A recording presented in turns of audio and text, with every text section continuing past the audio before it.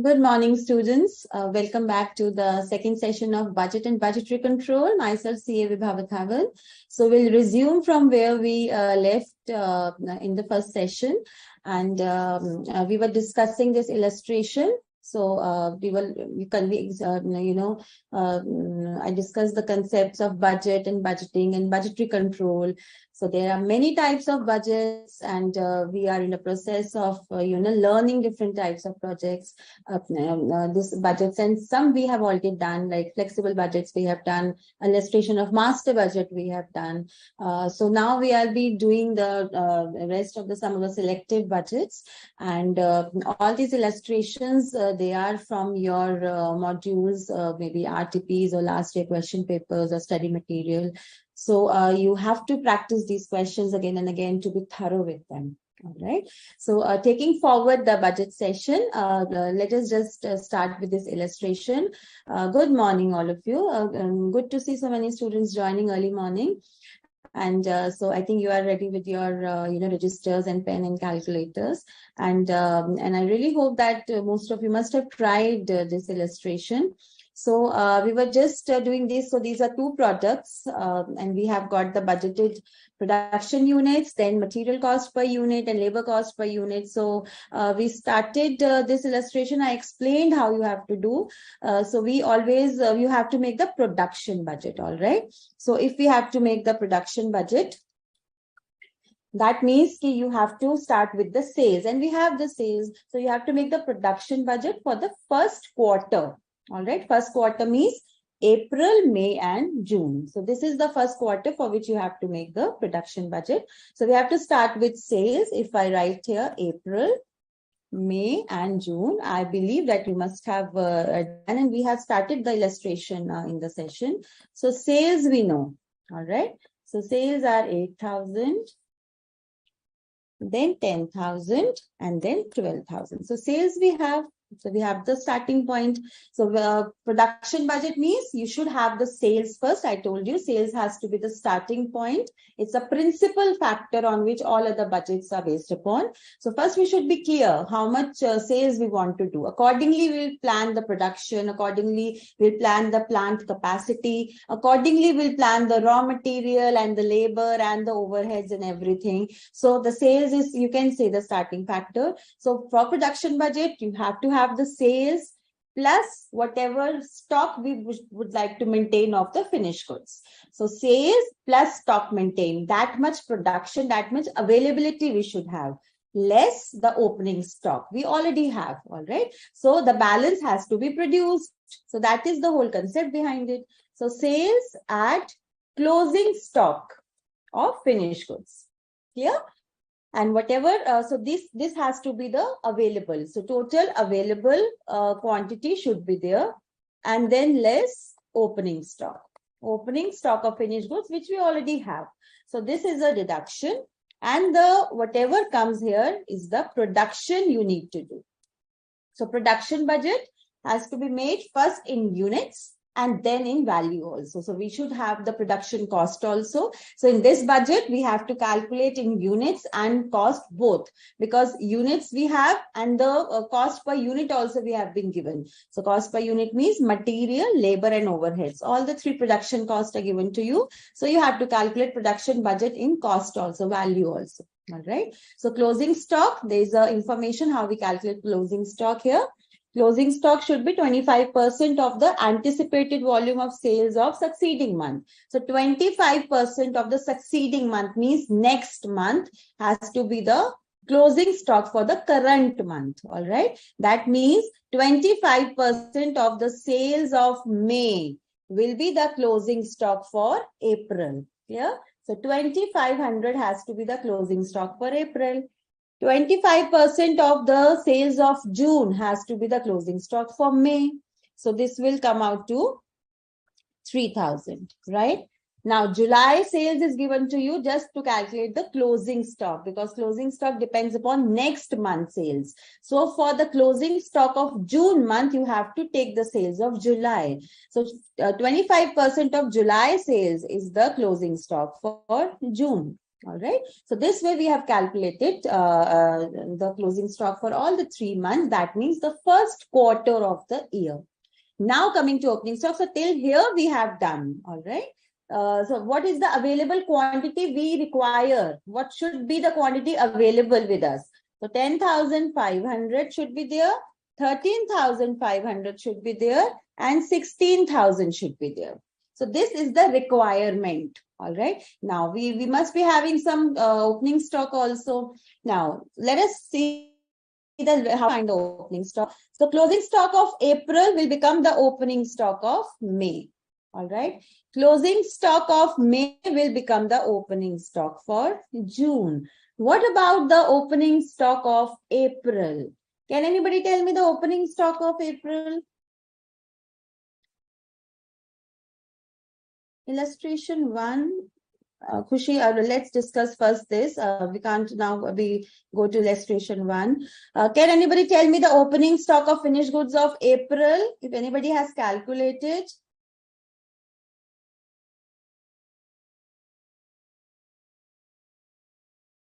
Any answers for opening stock of April? 2,000. One answer has coming, 2,000. Any other answer for opening stock of April? I told you to just practice this question before the next session. So it will be better if you, practice it beforehand so that you will be able to understand how we calculate. And one of the highlight of this question is actually opening stock of April. All right. Now, students, now let me just explain. See, we are saying the closing stock of next month sales will be the closing stock of the current month. That means the closing stock of March should be the 25% of the sales of April. What are the sales? How much is the sales of April? 8,000. Sales of April is 8,000. That means 25% of the sales of April must be the closing stock for March month, because the closing stock is 25% of the next month sales. That means the closing stock of March is 25% of the sales of April, and closing stock of March month becomes the opening stock for April. So you have to calculate the closing stock of March. For that, you have to use the sales of April, which we have. Once you get the amount of closing stock of March, it will automatically become the opening stock for April. So this is the way how you do it. So this is closing stock of March and it becomes the opening stock for April. All right. So this is one of the highlight of this question. If you don't know how to calculate the opening stock, then this question cannot be completed. All right. Very good. So many students are able to find out. Very good. So I'm glad that you've understood. So I think now it's just a calculation. So just let us know. Okay, we have the solution also. We'll see. Just let us know how many production is required for April now. If I have the answers, please. So production for April, 8,500. And students, this I'm doing it for mini max first. You have to do it for both the products. All right. This is I'm doing for mini max. The same you have to do for heavy high also. So this you just repeat this for heavy high also. Exactly same. Sales, add closing stock, less opening stock. All right. So you have to repeat this exercise for heavy high also, HH also. So let us complete this for 10,500 for MM and then 13,000 for MM again for June. So this is the way we have calculated the production which is required for MM product. All right. Now repeat the exercise for HH and just tell me the production. I'm waiting for the production figures. Exactly same you have to do, exactly the same way you have to do. So just tell me the production for April, May and June for HH. April, May and June. Can I have the amount for HH also? On the same lines you have to calculate. Sales of HH, 6,000, 8,000, 9,000 is the sales for HH. All right. Closing stock. 25% of 8,000 will be the closing stock for April. 25% of June sale, 9,000 has to be the closing stock for May. 25% of the July sale has to be the closing stock for June. All right.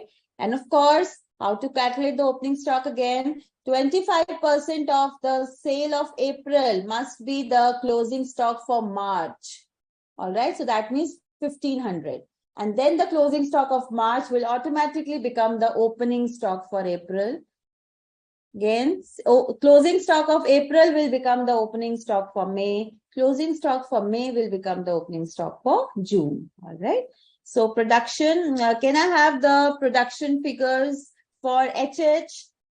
Students, you're just writing the figures. I'm not sure for which product. All right. So I've got the HH product, the production required for HH. Got the answer. 6,500 I'm taking for April as per your calculations. 8,250 I believe should be for May, and 1,0250 should be for June. Very good. So those who have calculated must have understood.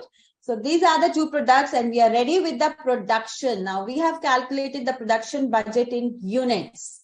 Once we have the units, now we have to calculate the production. We have to make the production budget in value, the cost of production, the budgeted cost of production, estimated. All right. So once we know the production, now we have to calculate the cost. So how we, okay. So this is the production units which we have done. We have the clear solution also. So MM and HH, right? So this is for MM, this is for MM, and this is for MM, and of course the total you need to do. So this is the total for MM and total for HH, the quarterly wise. For all the 3 months, the total for MM is 32,000. For all the 3 months for HH is 25,000. So these are the production, total production of the quarter, total production of the quarter. So MM and HH. All right. So the units, production units we have now, I'm writing it over here, 32,000 for MM and 25,000 for HH. Is it clear? So these are the production units. Now we have to calculate the cost. I'm taking you back to the question. Okay, so this information is for the cost. Now we have the direct cost and we have the overhead. Direct cost is always per unit. Direct material, direct labor is always direct cost. All right. And it's per unit, and direct cost is always variable. All right. Manufacturing overhead. Manufacturing overheads are for the entire organization and probably for the whole year, for all the quarters, for the entire year. So manufacturing overheads are being given as total. So of course, overheads are always absorbed in absorption costing. So we have to calculate the overhead absorption rate. See, direct material is per unit. Direct labor is also per unit. Overheads we need to absorb. All right. For overheads, we need to calculate the absorption rate. How we are going to calculate? 4 lakh are the overheads divided by the total production of the entire organization for the entire year. So out of the total, we'll calculate the absorption rate. 4 lakh divided by 1,80,000. Similarly, 5 lakh divided by 1,20,000. So we need to calculate the absorption rate. All right. Let us calculate the absorption rate. Overheads will be absorbed. All right. So let us just calculate the absorption rate and be ready with all the per unit and per hour so that we calculate. It's coming as, okay, 2.22 here into how many units we have for this. Just calculate the overheads, 32,000. Okay. All right. So 2.22 is the absorption rate. 1 minute. 2.2222. So you can, calculate in running, and 5 lakh divided by 1,20,000. So it's coming to near about 4.16666 and so on. So this is the manufacturing overhead absorption rate. Let's calculate the cost now. Direct material, 220. I'm calculating for minimax first. All right.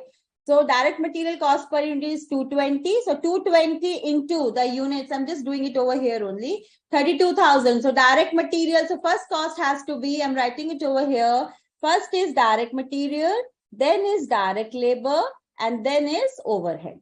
Is it clear? So three elements of cost are there for calculating the production cost, budgeted production cost. We have calculated the units, now we have to calculate in value. All right. So 220 into 32,000, 220 into 32,000 will be the direct material. What about direct labor? 130. 130 into 32,000 is the direct labor. And overhead absorption rate we have calculated. So total overheads divided by total units for the entire year. So it's used to calculate the per unit overhead rate. So 2.2222, that is, directly also you can do. So that the amount should come like this. It's 4 lakh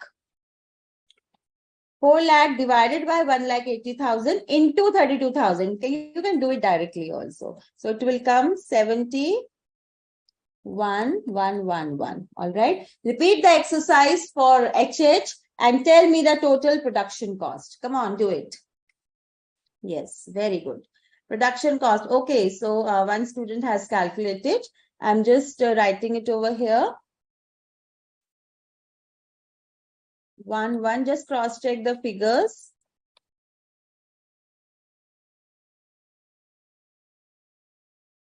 Okay, so this seems to be the figure, just cross-check. And this is the production cost for HH. So I've written a production cost, one student has calculated, just cross-check, is it correct or not? 1 crore 12 lakh 71,000 and 10 crores 10 lakh 1 crore 1 lakh 4,000. All right. So this is the value. Is it correct? Any other production cost?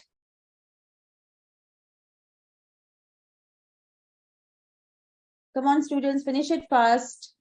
You just have to calculate now the production budget in value. Direct material, direct labor, already given in per unit. And we have the units calculated. Overheads, we have to calculate the overhead absorption rate. And accordingly, we have calculated the overheads. So for HH, and okay. So I believe the answer, that's okay. I mean, that's fine. Students, whenever the question is in fraction, it's always better to calculate together rather than first calculating, because, fraction also changes sometimes. So it's like 4 lakh divided by 180 into 32. All right. So do it directly. It will give you the near accurate figure. So you should do like this rather than calculating if it's coming in fraction. 4 lakh divided by 1,80,000 into 32,000. So you will get the figure. Otherwise, there will be although it's approximate only, but still, all right, it will give you a better answer. So this illustration, I hope you must have understood. So we have calculated the production budget in units and in cost. So budgeted production for is this, and for HH is this. All right. So I hope this illustration is clear to all. Okay, so we have the clear solution also.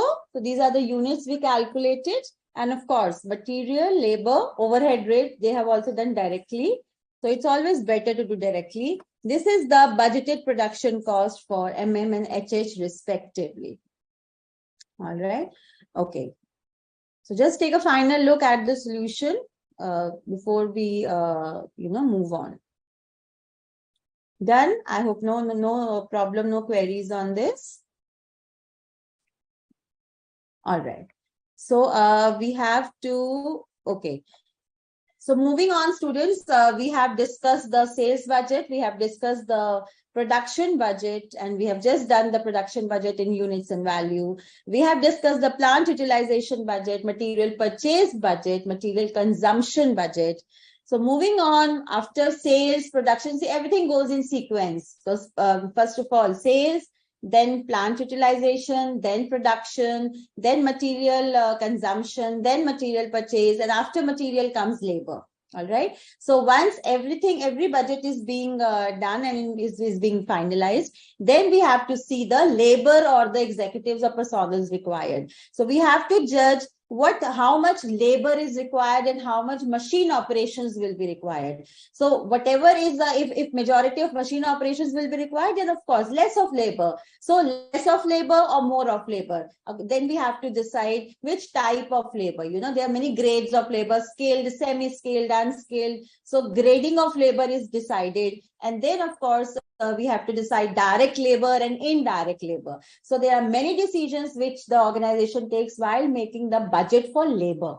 All right. So first of all, how much labor, then the grades of labor, then, you know, the skill set of labor, how many unskilled, and then of course the direct labor and the indirect labor. So direct labor is generally like we do for material. It is based upon production only. All right. So once production units are clear, then accordingly we will be seeing how many labor hours have to be required, and then labor costs. So labor hours budget, then the labor cost budget. So labor cost is just whatever are the rates per hour or per unit. Accordingly, labor cost is calculated, and indirect labor is always absorbed. All right. So, okay, this is a pro forma for the labor cost budget. So first of all, the first step has to be the production units. So once you know how many production is required product-wise, then the requirement, labor hours per unit, how much labor hours are required per unit. Again, it's estimated, and estimation is based on past performances, and little bit adjustments are being done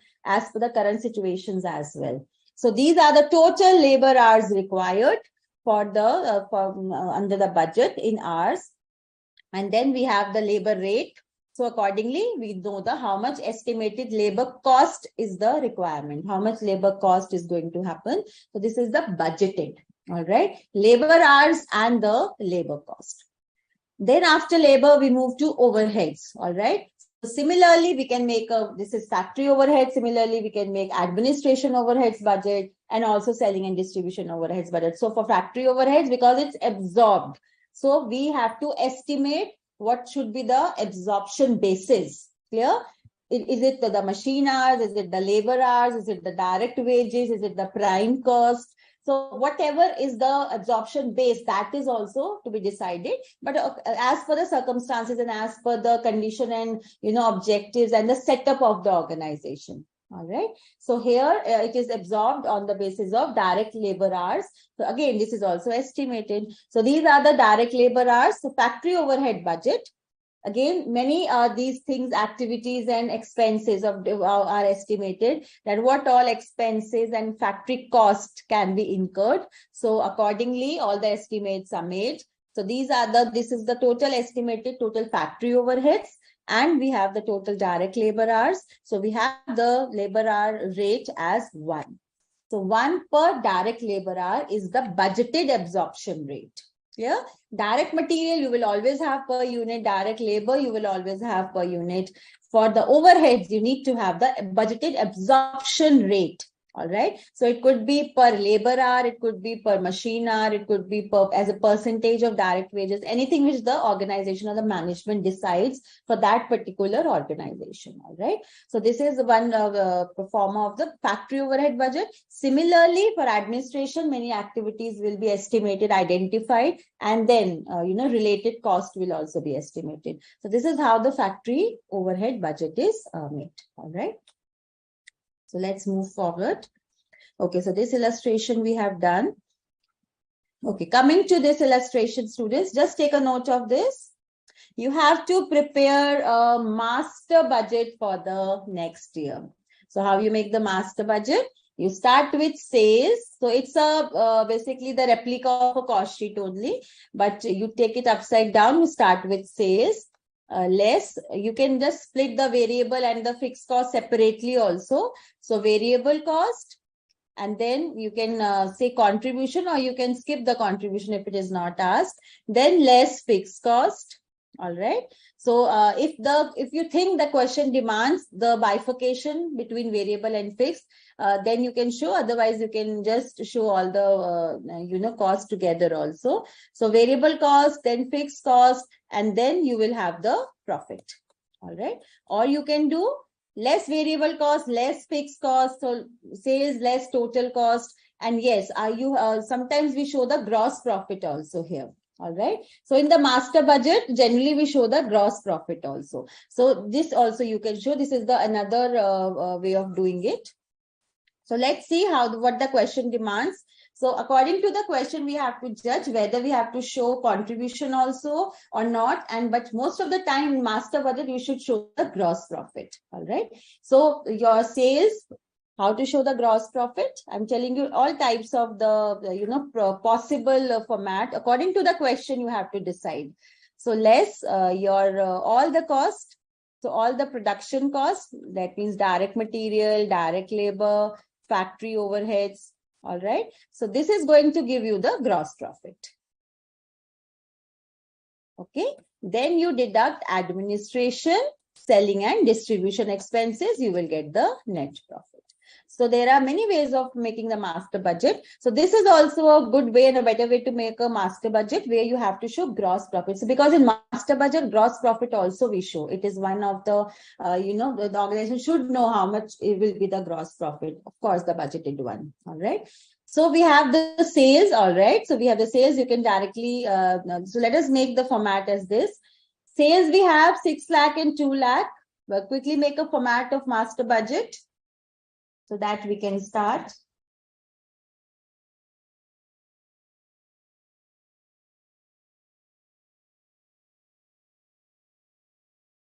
All right. Started the question. I hope you started the format. And then the direct material cost we have. So let us make this format only.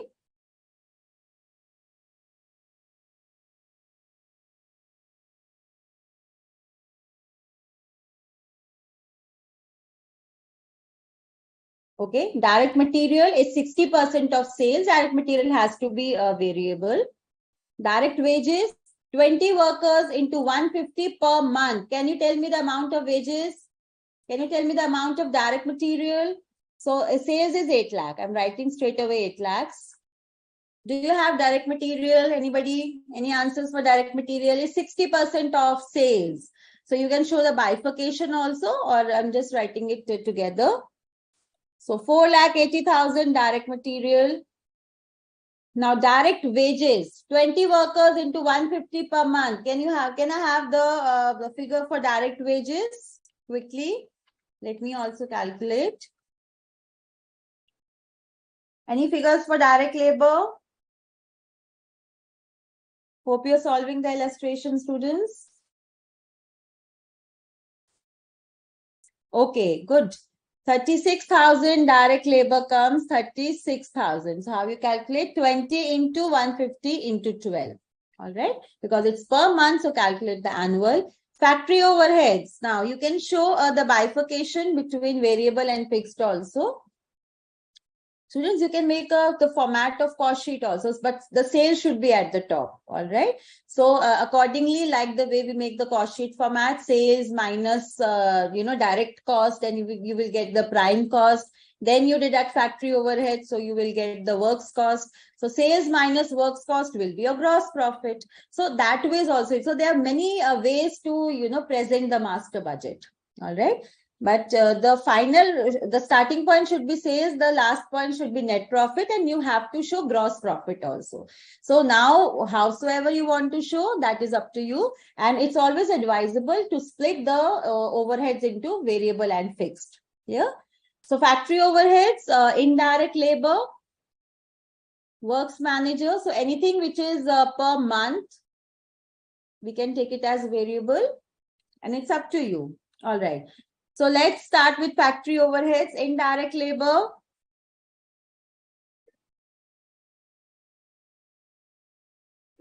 So anything per month has to be fixed. So indirect labor, you can take it as fixed. Works manager is also per month, you can take it fixed. Foreman, 2.5% on sales. Anything on sales, you can take it as variable. All right. Anything on sales as a percentage of sales can be taken as variable. So you can show the bifurcation between variable and fixed. Depreciation, it's a single amount. We can take it as fixed. Lighten part generally is variable, but here it's written as a fixed amount, so you can take it as fixed. And wherever there is a confusion, you can always write a note. All right. Repair and maintenance, sometimes it's variable, sometimes it's fixed. So it's your choice, whatever you can write, and just write a note. Other sundries as a percentage of direct wages, so it should be variable. Administration, selling and distribution, fixed. Clear? So all these factory overheads still here. Starting from indirect labor to other sundries, can we have the total of factory overhead? Okay, 30,800. Shall I take the total as 30,800? Total factory overheads, fixed and variable both. And can I have the gross profit, please? Can I have the gross profit? Sales minus works cost. All right. So this is still here, sales minus direct cost is the prime cost. And if you take into account factory overheads also, it becomes works cost. So sales minus works cost will be a gross profit. Can I have the figure for gross profit, please? Okay, net profit somebody has calculated 1,90,000. Selling administration has to be 36,000, which is to be fixed. Clear? Gross profit, can I have the gross profit? Anybody has calculated gross profit? Any calculations for gross profit? You have to show gross profit. 2,26,000 is gross profit. Shall I check?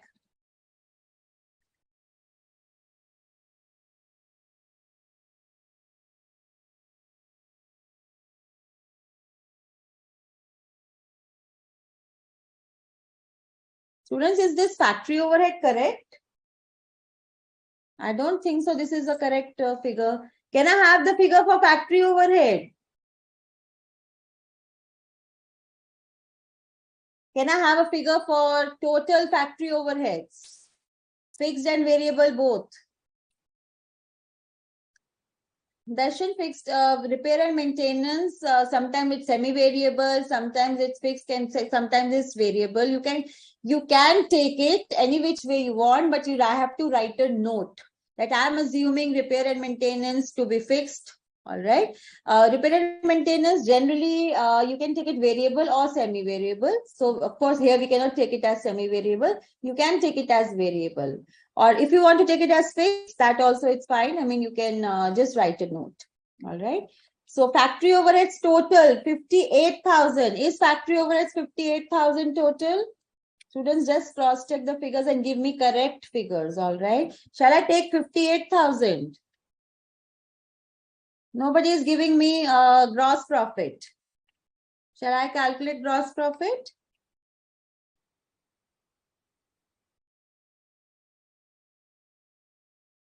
Factory overheads, okay. Factory overheads, I'm asking total factory overheads. It should be 58,000. Factory overheads, my answer is also 58,000. I want the total factory overheads, fixed and variable both. Somebody is giving me variable, somebody is giving me fixed. So 58,000 factory overheads, gross profit, 2,26,000 is gross profit. 2,26,000 is gross profit. Just cross check, is it correct? Yes, 2,26,000 is gross profit. Yes. So 58,000 is total factory overheads, right? It's total. So sales, less direct material, less direct labor, less total factory overheads, fixed and variable both, will give you gross profit of 2,26,000. And then you deduct administration, selling and distribution overheads of 36,000. Net profit is 1,90,000. Right? So just let me know. Most of you must have calculated 1,90,000. Any doubt in this question? So it's a master budget. So you can have any possible format, but it's always better that you use the format of cost sheet. And it's always better again to bifurcate the overheads into fixed and variable. Generally, factory overheads will be given. Administration, selling and distribution will be part of your indirect expenses, not part of the production cost. So sales minus your works cost. So this is all the works cost, right? So till here is your works cost. Sales less works cost is gross profit, less administration, selling and distribution will give you net profit. All right. Okay, very good. So I'm glad that you've understood this question. Very good practice question and a conceptual question to calculate master budget. Clear? So far we have done production budget, we have done master budget, we have done flexible budget. Let's move on. What is in store for us? Okay, so we have been given the clear solution also for this. So just look at the final thing. They've also made the total sales less cost of production. So cost of production means direct cost, of course, and so fixed and variable bifurcation is given here.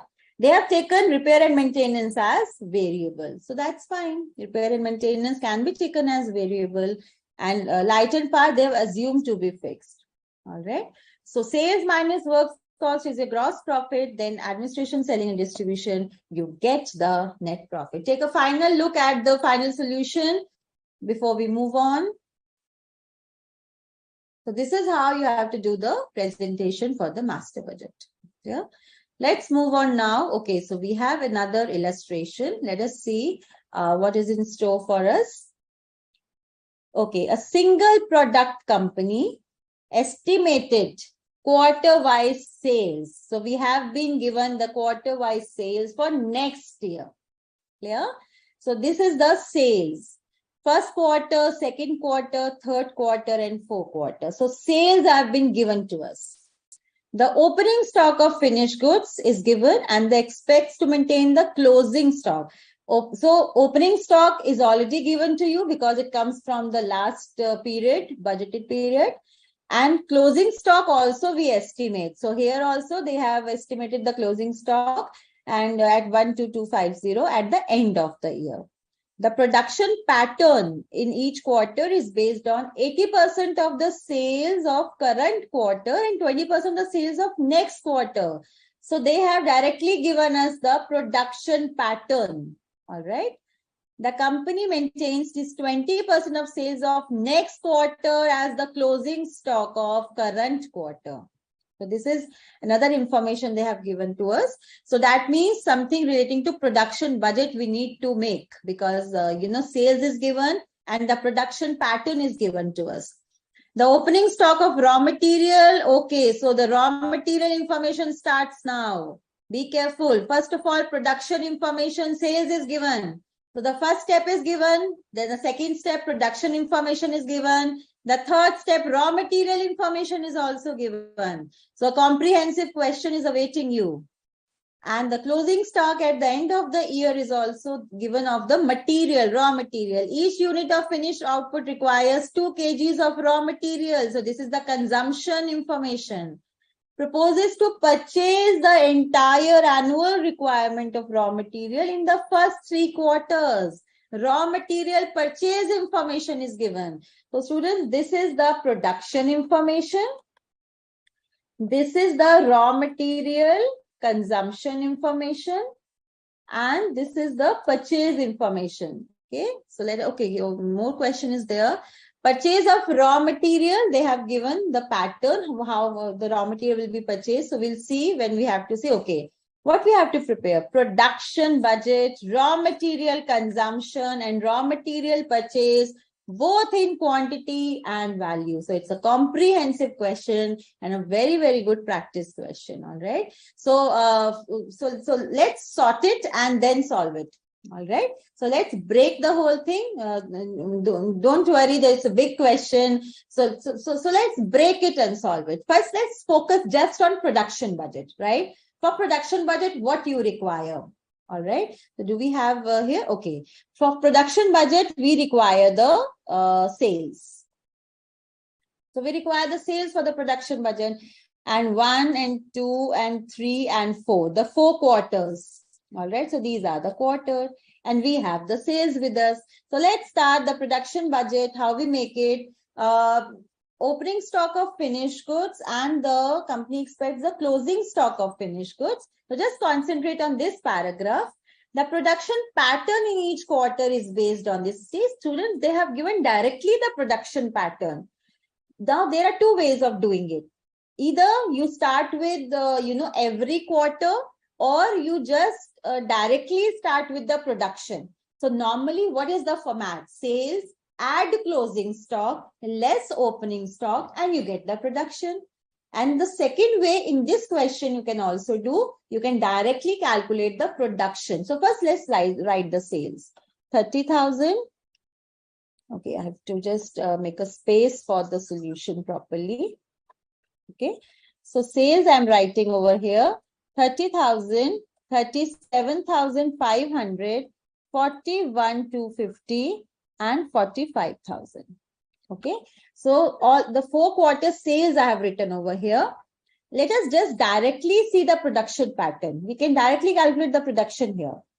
The production pattern in each quarter is based on 80% of the sales of the current quarter. So if I talk about this, 80% is the current quarter and 20% of the sales of next quarter, 20%. Clear? So calculate the production. We're directly calculating the production here. 30,000 into 80%. So 80% of the sales of current quarter, that means 24,000 plus 20% of the sales of next quarter. So 37,500 into 20%, 7,500. So the total production, 31,500 is the production for first quarter. We can directly calculate. They're directly given the production pattern, how to calculate. All right. So the production for the first quarter, I'm explaining again. Sales for the first quarter is 30,000. So they're saying the production for the current quarter is 80% of the sales of current quarter and 20% of the sales of next quarter. So 80% of 30,000 and 20% of 37,500. Let us do it for second quarter. 80% of 37,500 and 20% of 41,250. Just calculate. 37,500 into 80%. 30,000. Current quarter is 80% and for next quarter we have to take 20%. 8,250 I have taken from the next quarter sales, 20% plus. So it is 38,250. So this is how you have to do. On the same lines, can you tell me the production for third and fourth quarter? Please calculate. Can you tell me the production for third and fourth quarter? 80% of the current quarter, third quarter, and 20% from the fourth quarter. Please give me the figures for third quarter, the production for third quarter. Production, no, this is wrong. You have just taken 80% of the current quarter. This is not the total production. This is a wrong answer, Bhumika. You just have taken 80% of the current quarter and took it as production. It's wrong. 80% of the current quarter plus 20% of the next quarter is your production. 80% of current quarter and 20% of the sales of next quarter. You have to take the current quarter production. Very good. Then another student has calculated 42,000. Shall I take 42,000 here? 42,000. Let us see how it does. 41,250. 80% of 41,250 and 20% of the sales of quarter 4. So 41,250 into 80%. So it's 33,000 and 20% of 45,000. 45,000 into 29,000. Yes. So it comes to 42,000. Can I have the production for the last quarter? Can I have the production for the last quarter?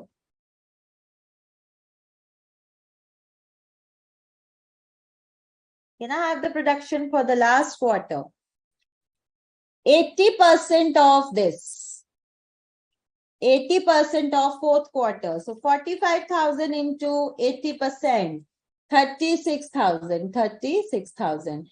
80% of the current quarter we know, but we have to take 20% of the next quarter sales. And we don't have the information for the next quarter. So the last line can give you the hint. This is the hint which you have to take, and this is going to give you the closing stock information and the production information for the fourth quarter. Can anybody tell me the last quarter production? Partly 36,000 we have calculated, but 20% of the next quarter we don't know. So how to calculate? Students, now, any answer? Anybody who has calculated? Okay, one student has calculated. Now, let me just explain you. This is important, and I think probably one of the highlight of this question. Now, this, how we can take this? Every other quarter, we had the next quarter, but for the fourth quarter, we don't have the next quarter for that 20% figure.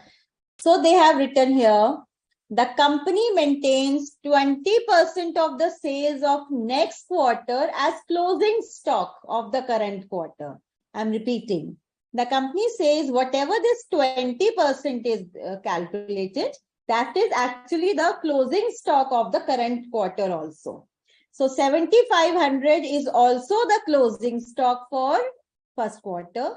8,250 is also the closing stock for second quarter.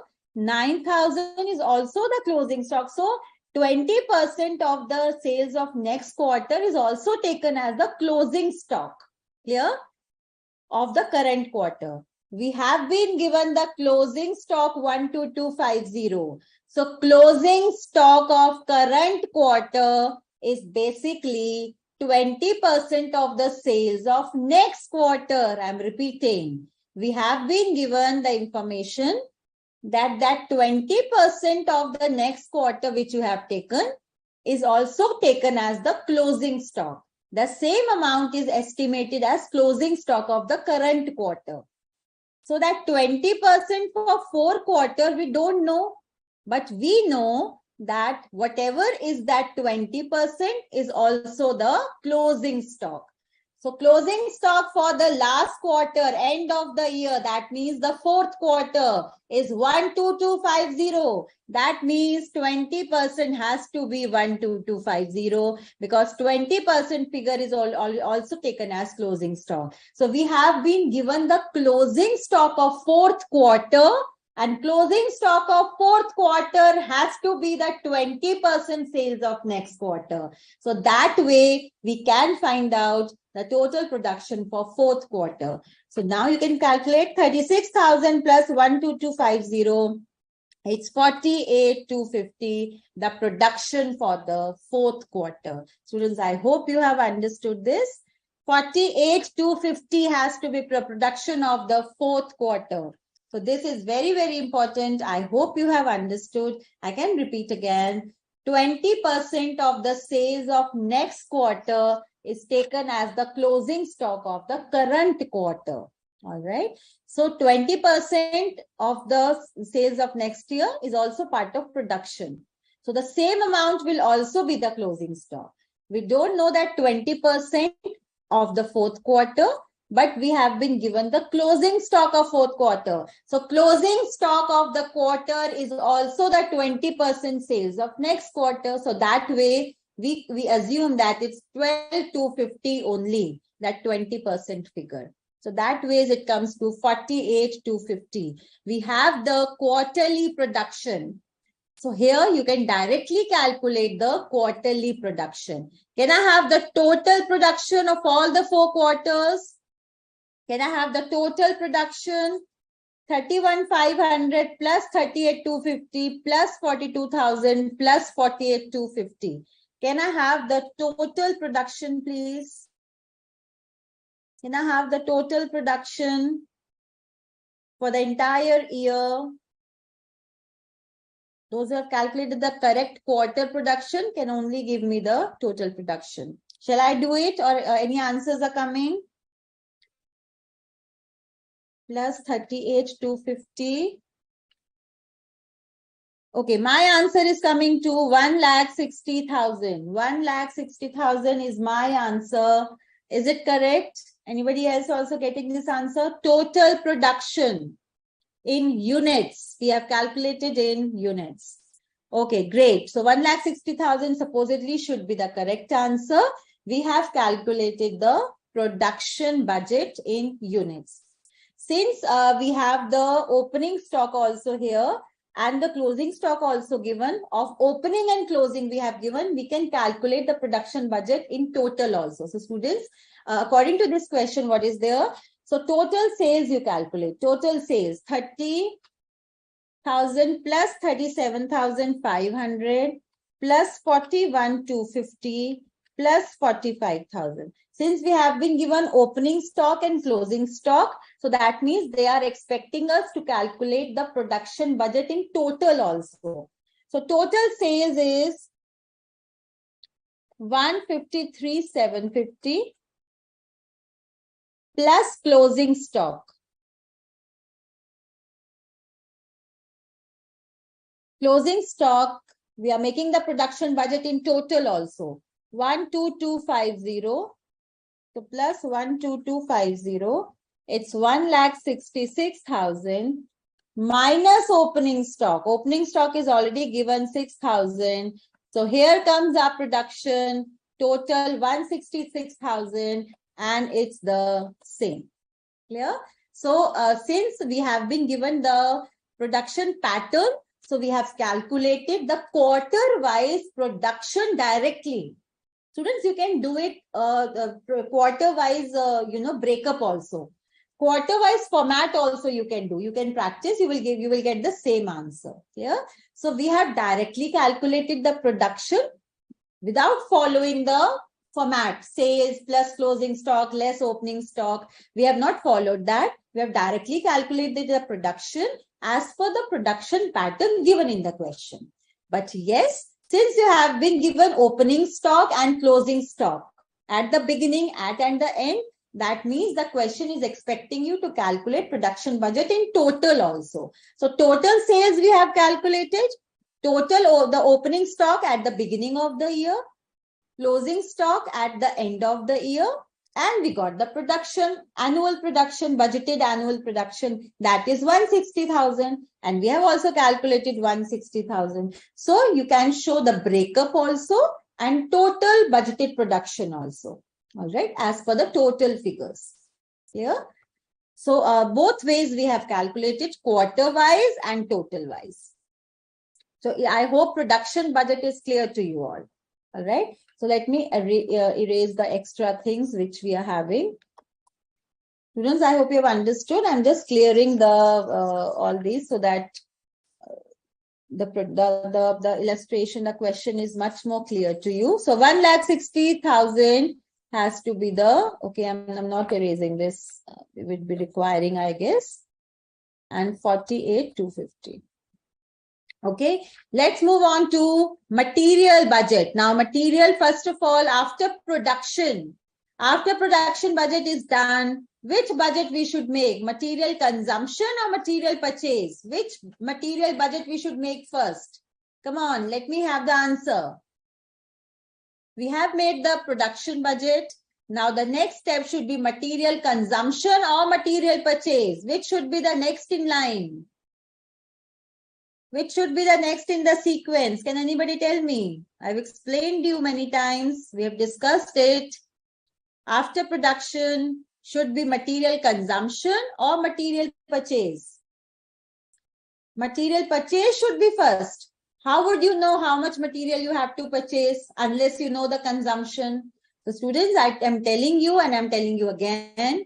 First sales, then production, or plant utilization also can come before production. So sales, then plant utilization or capacity. Accordingly, you have to plan production. Once production budget is ready, you should know how much material has to be consumed. Accordingly, you will know how much to purchase. How can you purchase without knowing how much material is required? So material consumption first and then material purchase. All right. So it's all conceptual. It's all logical. Doctor has not told us that you have to make this sequence. It's all logical, right?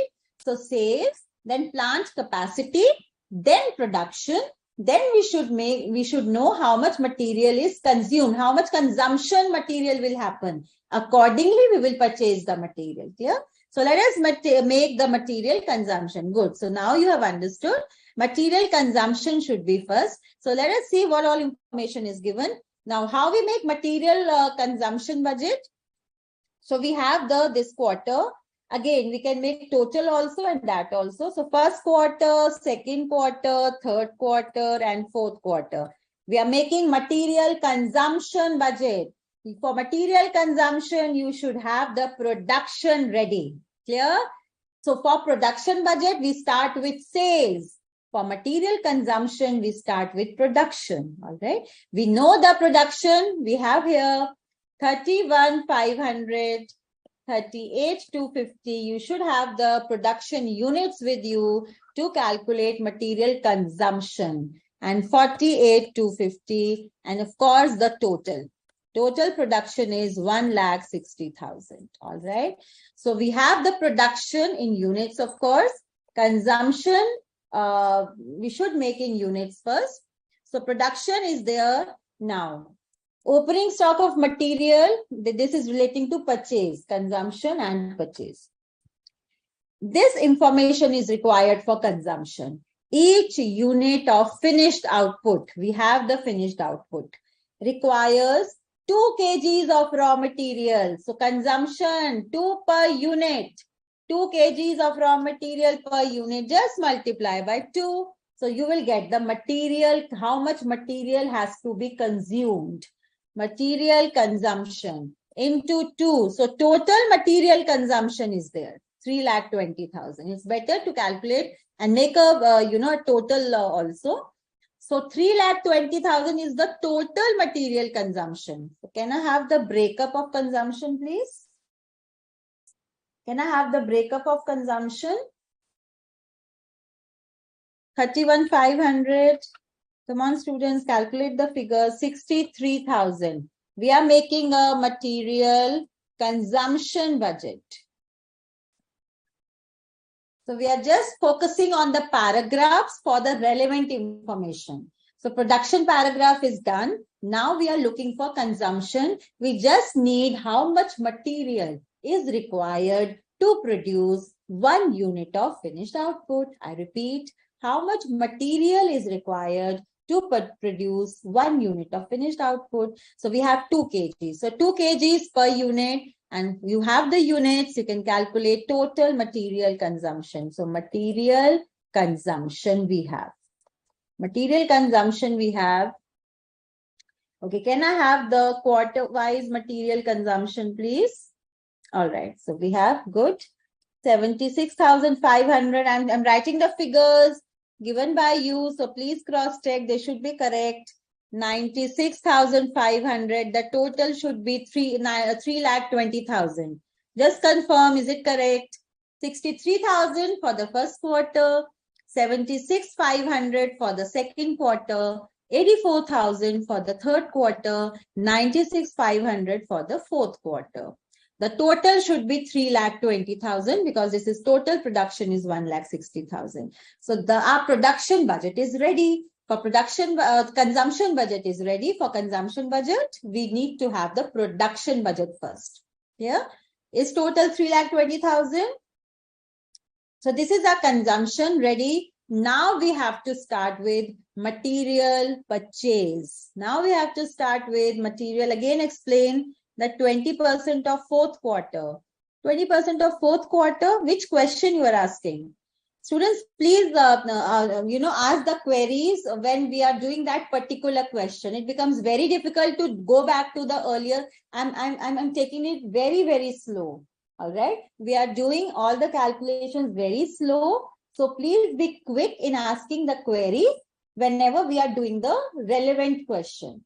Now, if you're asking me the query for the last or last to last question, then it becomes very difficult to go back because since we have gone ahead, So when the time will be there, I'll explain, but let's focus on this question first. I'll take your query later now. All right.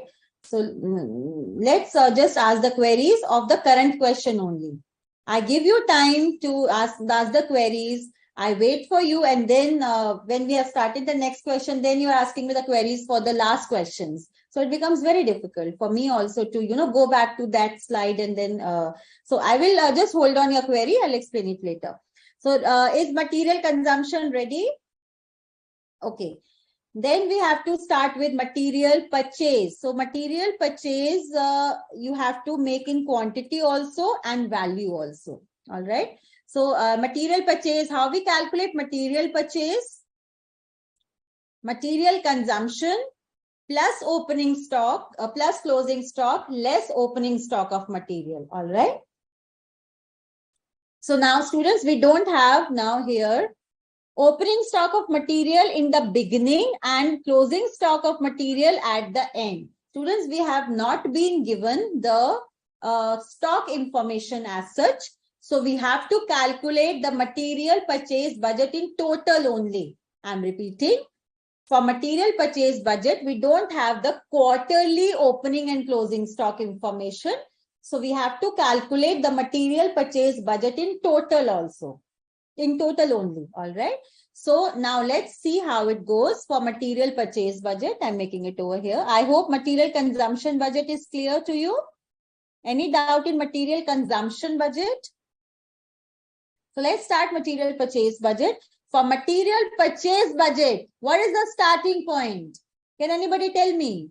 For material purchase budget, like for production budget, the starting point is sales. For material consumption budget, the starting point is production. What is the starting point for material purchase budget? Can I have the starting point for material purchase budget? I'm repeating. For production budget, the starting point is sales. For material consumption budget, the starting point is production. What is the starting point for material purchase budget? I want the answer. I will not start otherwise. See, you have to, these questions actually, clear your concepts. Whatever little doubts you have in between, hidden between the concepts. So these questions which I ask you, they just clear the total concept. All right. You can relate. See, you cannot understand consumption separately, production separately. Everything you have to connect. Everything is related to each other. All right. Total consumption. What do you mean by total consumption? Material consumption. All right. Yes. For material purchase budget, the requirement is material consumption. All right. So we have the material consumption. Now here we have to calculate the material consumption and the material purchase in total. Why? Because see, now normally what is the format? Consumption, material consumption, right? Material consumption, add closing stock of material, less opening stock of material. So this much material is required. Okay. So normally we do quarter wise, but we don't have closing stock and opening stock information quarter wise. We just have the starting of the year and end of the year. That means they want us to calculate purchase budget in total only, no quarter wise, only total, annual basis. So material consumption, total material consumption should be 3,20,000. I'm just going ahead from this point now, only the total. We can't calculate material purchase quarter wise.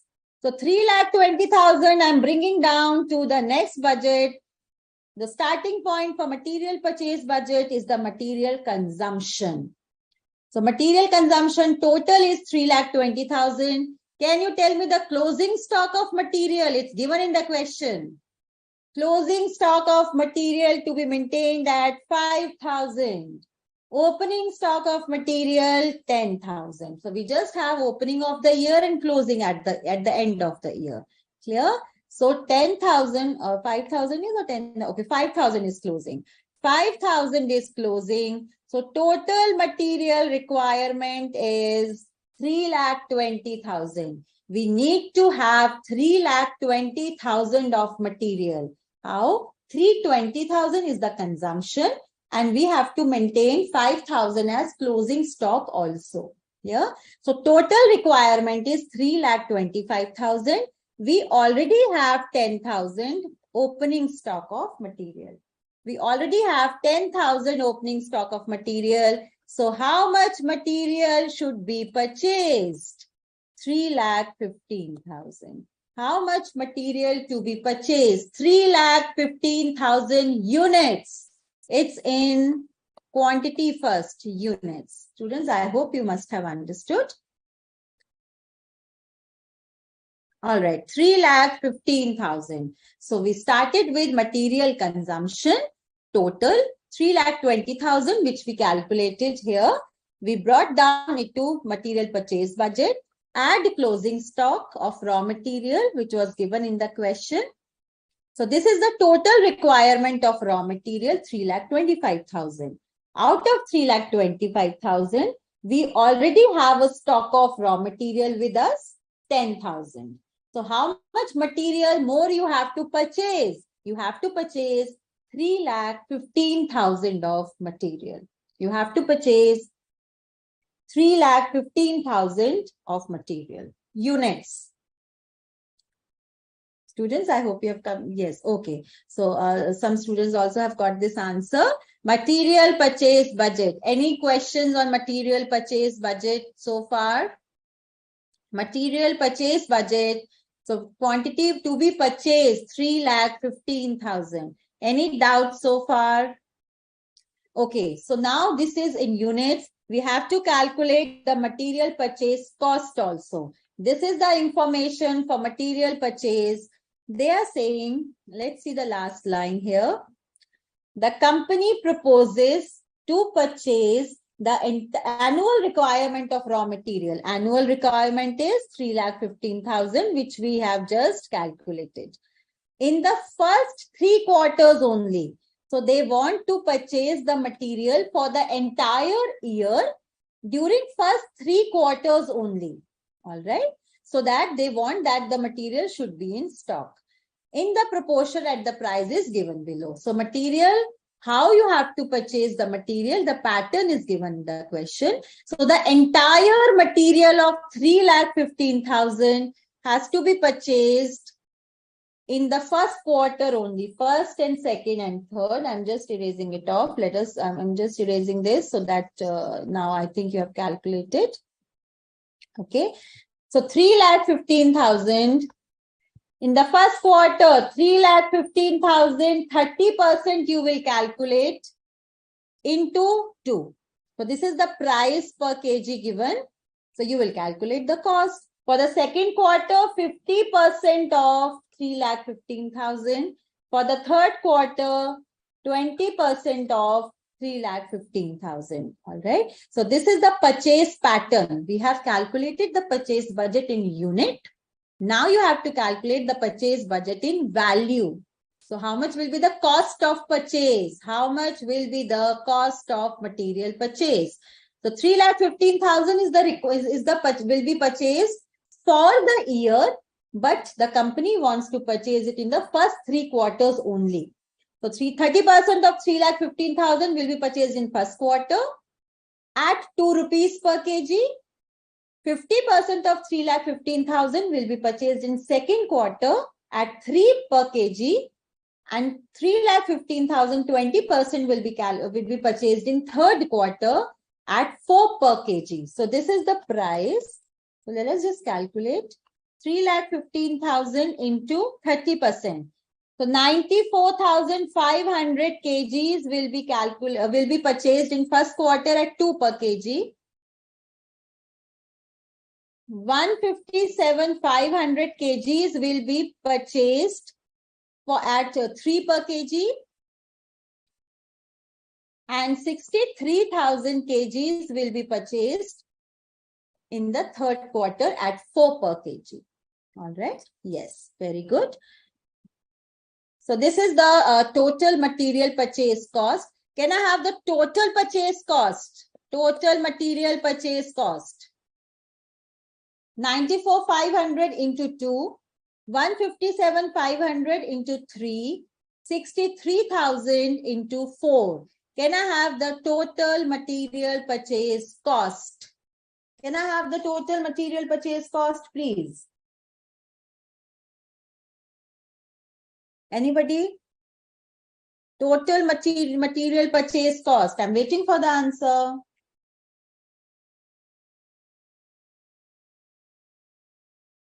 Total material cost. I hope you're calculating. I want the answer quick. First quarter, second quarter, third quarter, add all the three purchases and tell me the final. All right. So I'm getting the answer 9,13,500. So this should be the material cost, purchase cost. Clear? So students, we have made the production budget in units. We have made the material consumption budget in units again.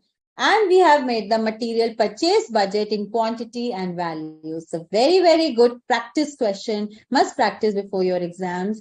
It must have come in one of the examinations. So a comprehensive question where you should know the sequence and then what is the prerequisite and what all information is required to purchase any budget. So for production budget, sales plus closing stock, less opening stock. For material consumption, production into material per unit, and then material purchase, material consumption plus closing stock of raw material, less opening stock of raw material, you will get the material purchases. So, okay, so many students are getting the answer now. I hope you have understood. Okay, so we have the clear solution also, students. Just have a look at this clear solution.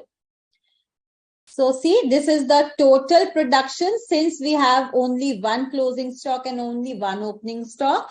So that means the question was expecting us to calculate it in total. Clear?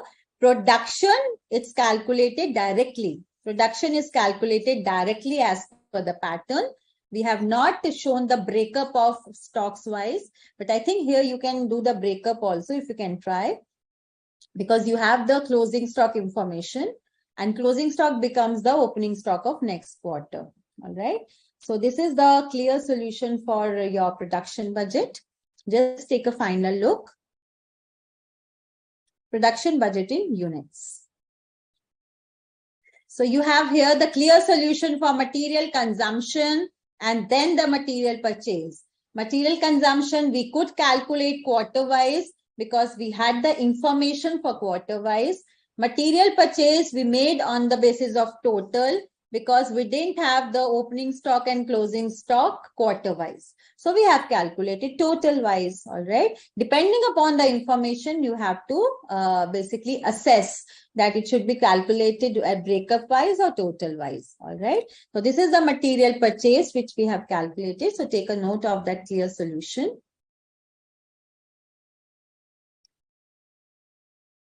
And then this is your material purchase budget in value. The students, here will be taking a break of 5-7 minutes. I'm leaving you with this solution. Just complete this illustration if you are still in the process of calculations. So just complete this question, take a note of the clear solution and try to understand again. If any queries, you can just ask before we start with the next topic or next illustration. All right. So here we'll just break for 5-7 minutes. We'll just see you after a short break.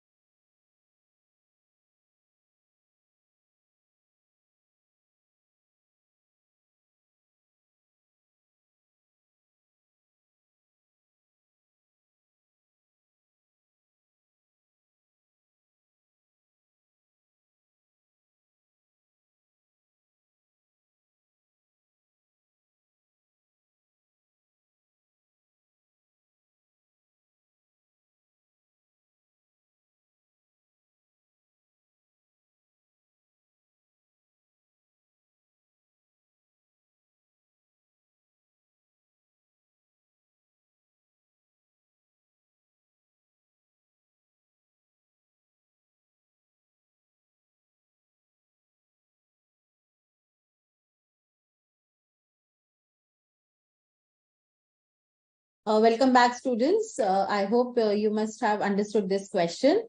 Any queries? Or shall we proceed to the next illustration?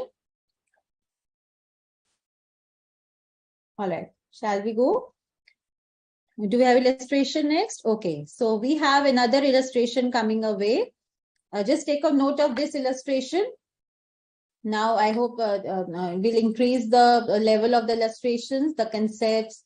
So all concepts together, and you have to be very, very careful. See, budget questions appears to be very simple, and they are very simple to do also. But it's just that you should know how to approach it.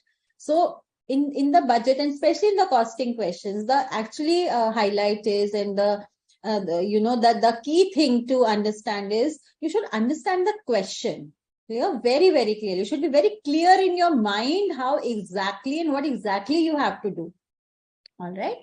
So this company manufactures two products, product A and product B, two type of material. Okay. So material X and material Y, and one grade of labor. Clear? So this is information is given to us. So we have the sales with us. All right. So generally, when the sales is there, you're supposed to make the production budget. So let us see what all is there in this question. So material X and Y, material consumption is there. So material consumption budget must be there. Material X and Y per kg. So this is the rate of material given, and labor rate is also given. So students, I hope I think you have to make the labor budget also here. All right. Overtime is given. So definitely we are supposed to make the labor budget. So this is the cost of labor and material. Overtime premium is given if a worker works for more than 40 hours a week and there are 180 direct workers. The productivity ratio, efficiency ratio of the workers. So this is relating to the labor budget. All right. I'm sure labor budget are you supposed to make. So there are 4 5 days week. 4 5 days week means it makes to 20 days. 4 5 day weeks, that means 20 days. So we'll see how the information has to be presented. And it is anticipated that sales and production will occur evenly throughout the year. Okay. So we have the stocks given to us, the opening stock and the closing stock for product and for material.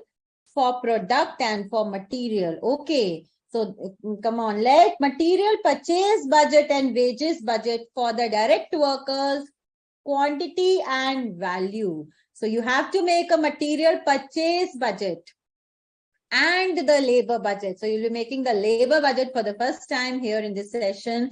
Material purchase budget. Can we make material purchase budget directly? No. We have to have the production budget first, then the consumption, and then only you can make a material purchase budget. So students, here they are asking us to make material purchase budget. You have to make a production budget and a consumption budget. You cannot make material purchase budget directly. All right. So let us start with the production budget first.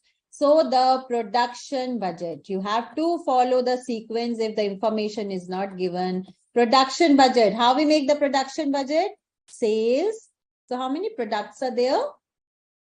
Okay, so product A and product B. Let us quickly start the question. Product A and product B. Clear? How much are the sales? 2,400 and 3,600. 2,400 and 3,600 is your sales. What is the format of production budget? Add closing stock and you have to deduct opening stock. Clear? So do you have closing stock? Yes. Product A, product B, closing stock. 4 day sales and 5 day sales. That means you have to convert the information, the sales into days. 2,400 sales is for the entire year. So how many days? Which period they have taken for the next month? Okay, monthly budget they have given us. All right. So monthly sales. So this monthly sales, we have to convert it into days. How many days? 4 5 day week. That means 4 into 5. 20 days. Total in working month must be 20 days.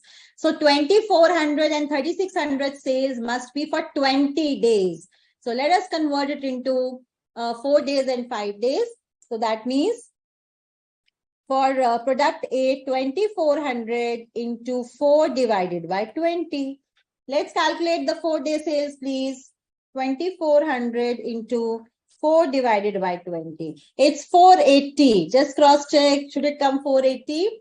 Product B, 5-day sales. So 3600 into 5-day sales means 3600 into 5 divided by 20. Convert the sales into days per day. So into 5 divided by 20. It should come to 900. Closing stock for product A 480, product B 900. So the total we need to have the availability of finished goods 2400. So 2880 and 4500. 2880 and 4500 is the total requirement of finished goods.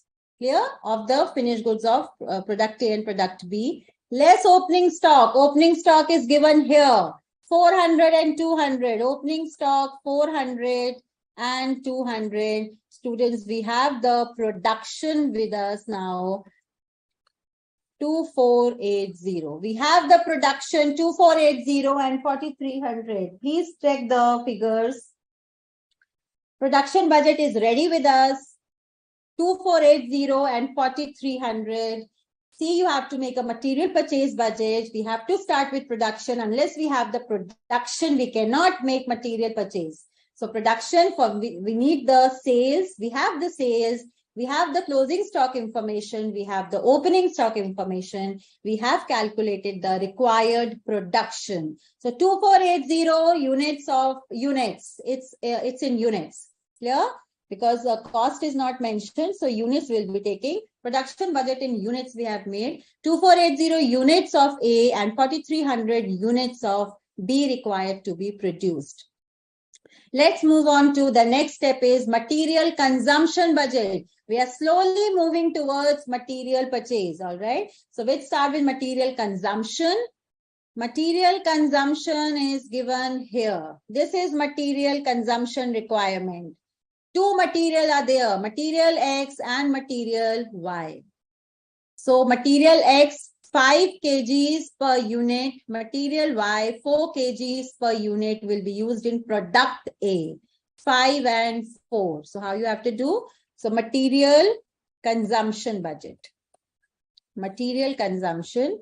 You can take it as material X and material Y now. Clear? Because you have to make the material consumption now. Production budget, product-wise. Material budget, material-wise. All right? So for product A and then for product B and then of course total also you should know. Okay? Total also you should know how much material is required. So I'm just writing it over here to have that space. X and Y and total. Okay, so material A, again I forgot, it's like 5 and 4, all right? So we have 2480 for product A. So 2480 into 5 and 2480 into 4. Here, material X and material Y for product A. 5 kgs per unit and 4 kgs per unit of material Y. 3 and 6 for product B, 3 and 6. So 4300 into 3, 4300 into 6. Come on, let's have the total material X and total material Y also. Please give me total material for X and Y. Total material requirement for X and Y, material consumption, material budget. So we have to make the material wise. So on the horizontal axis should be the material and the vertical axis should be the product. Clear? So can I have the total consumption of material X? 5 material X, 5 kgs in product A per unit and 3 kgs in product B. Material X, 5 and 3 and material Y, 4 and 6. Yeah. So we have to have the material consumption in units, material consumption in units. Can I have the total, please?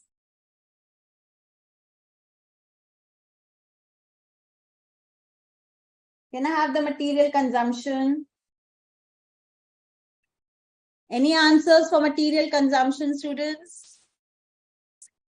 You want me to calculate? 2480 into 5. So 12,400. It is 12,400.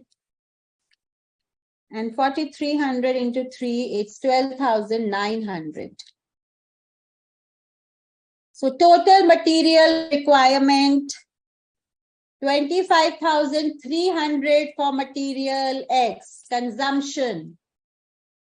25,300 for material X. Now for material Y, 2480 into 4. Students, you have the production units. You have the requirement of material per unit. Calculate the material requirement consumption for both the products and the material wise. 2480 into 4, 9920.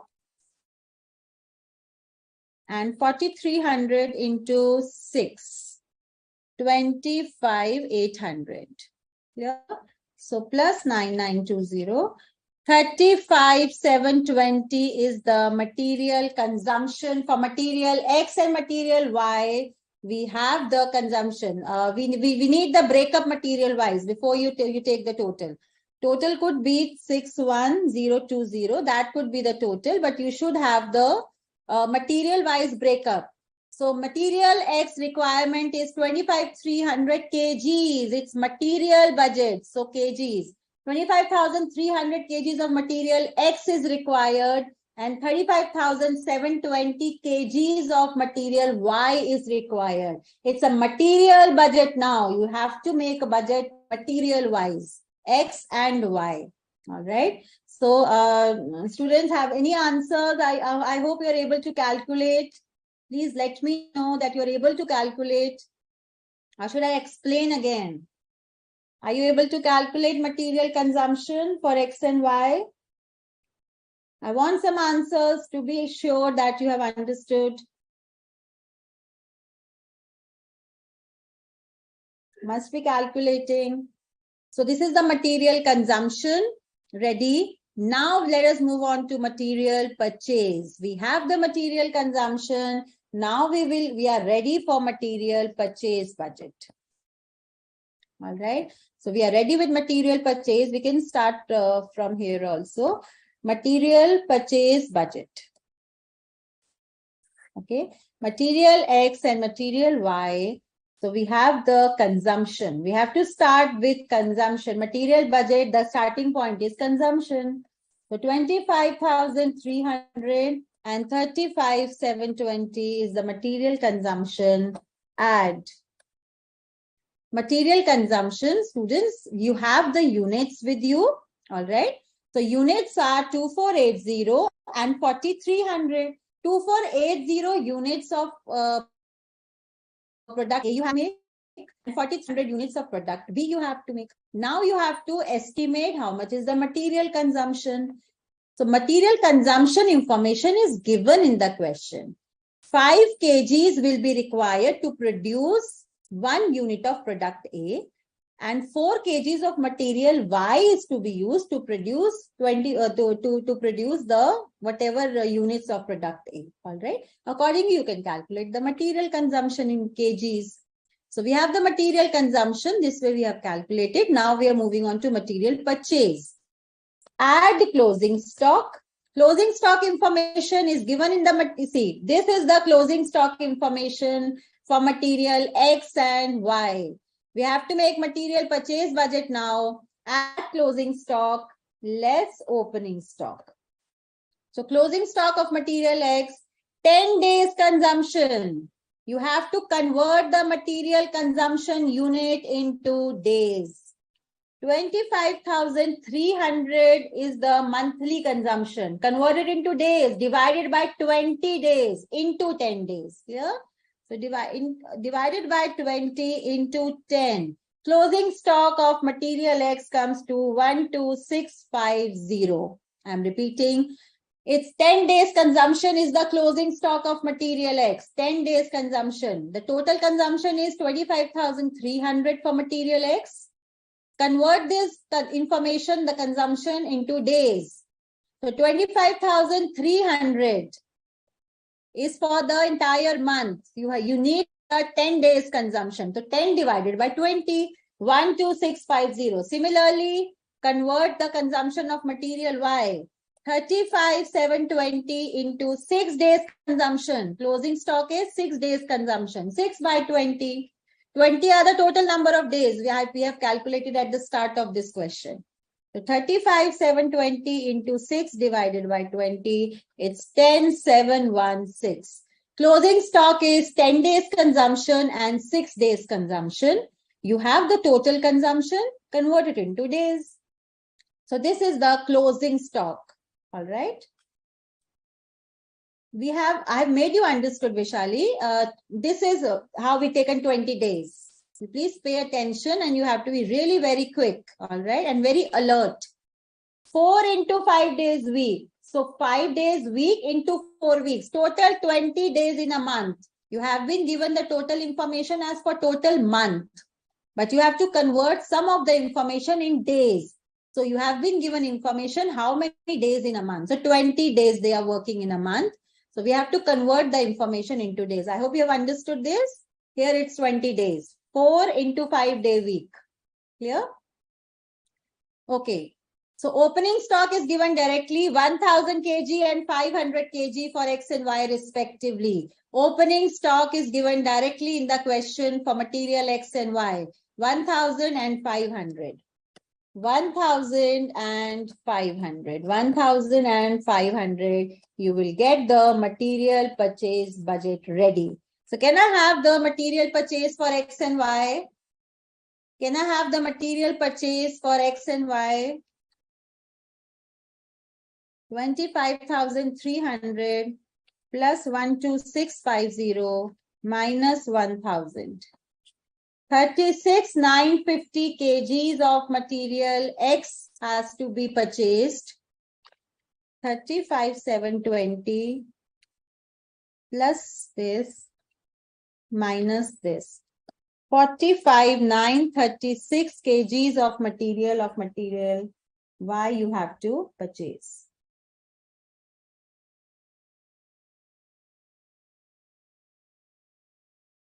So this is the material purchase in kgs. Very good. So 949.50 should be the answer. Students, we have not assumed 20 days. We have calculated. Why are you not paying attention? I'm explaining for the last time. Number of days is being given in the question. We have not assumed. We have not assumed. It's given in the question. Please see this. Pay attention to what I'm explaining. There are 5 days week. 4 into 5 days a week. 4 weeks into 5 days a week. It becomes 20 days. We have not assumed it. It's given in the question. The budgeted period is 1 month and 20 days. Month is 1. And if we convert it into days, it has to be taken as 20 days. We have not assumed it. I hope you must have understood now. It's 20 days. So if we have to convert the information into days, we have to take 20 days. Clear? So let's move on to purchase. We have the purchase quantity ready. For material X, we have to purchase 36,950 kgs. Material Y, we have to purchase 45,936 kgs. So these are the units. Now you have to calculate for value also. Clear? So value means rate per kg. Now into rate per kg. See here also it's mentioned. Number of days. 4 weeks into 5 days. 20 days. Clear? Rate per kg, it's also given in the question. Let's calculate now the cost of purchase. We have calculated the units to be purchased, the kgs to be purchased for material. Now the rate per kg, go back to the question, the first part of the question, 4 and 6 per kg respectively. Material X, the cost price is 4 per kg. For material Y, the cost price is 6 per kg. Clear? So just multiply 4 per kg and into 6 per kg, you will get the cost purchase price. So it's 147,800. Let me calculate. 275,616. So this is the cost of purchase of material X and material Y respectively. All right. So very good comprehensive question. We have first calculated I'm just taking you to the question. First the production budget. Then so first part is the production budget. Then we have calculated the consumption, material consumption. So we have made consumption material wise. See, production budget we made product wise. Material budget consumption we have made material wise. Material purchase budget we have made material wise. All right. So once consumption is ready, then the third is material purchase budget. So we have to take consumption as the starting point, closing stock. We have to convert the consumption into days, 10 by 20 and 6 by 20 days. Clear? So we have the consumption, we have the closing stock, already given the opening stock. We have calculated the material to be purchased and then multiply by rate per kg. So you will have the purchase cost of material. All right. So, okay, we have this solution also. So students, this is the production budget, product wise. So clear solution, production budget for the product wise. See, the information is converted into days. These are the number of days. All right. Closing stock of finished goods A and B. We have already calculated. You are very slow. Whosoever has asked this. Closing stock of finished goods of A and B. It's already given. We have already done. 4-day sales and 5-day sales. It's given in the question. Abhay, it's given in the question. Closing stock of product A, product B. 4-day sales and 5-day sales. You please calculate, convert the sales into days. So 2,400 into 4 by 20 is your closing stock for A. And 3,600 into 5 by 20 is your closing stock for B. It's based on sales, 4-day sales and 5-day sales. All right. So moving further, the material purchase budget. So first of all, consumption. So this part is consumption. And one consumption is ready. We have made the purchase budget. And yes, of course, the cost. So this is the material cost.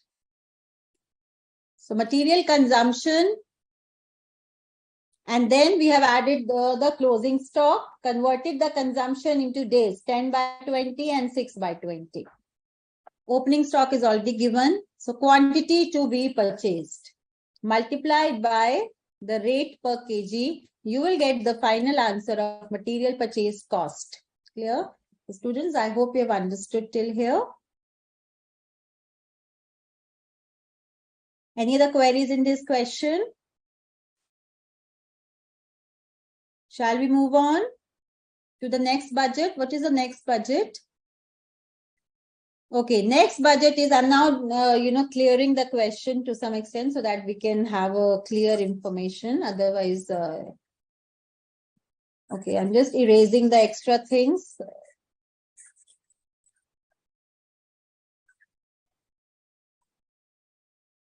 Here, now we have to make a material wages budget.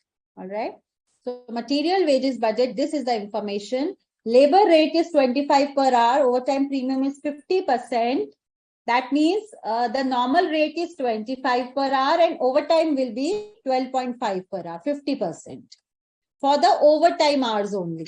All right. If the worker works for more than 40 hours and there are 180 direct workers, all right. So how much should be the number of hours? More than 40 hours a week. Here. So we'll have to calculate the normal hours. All right. So let us see how many are the normal hours. Can you calculate the normal hours?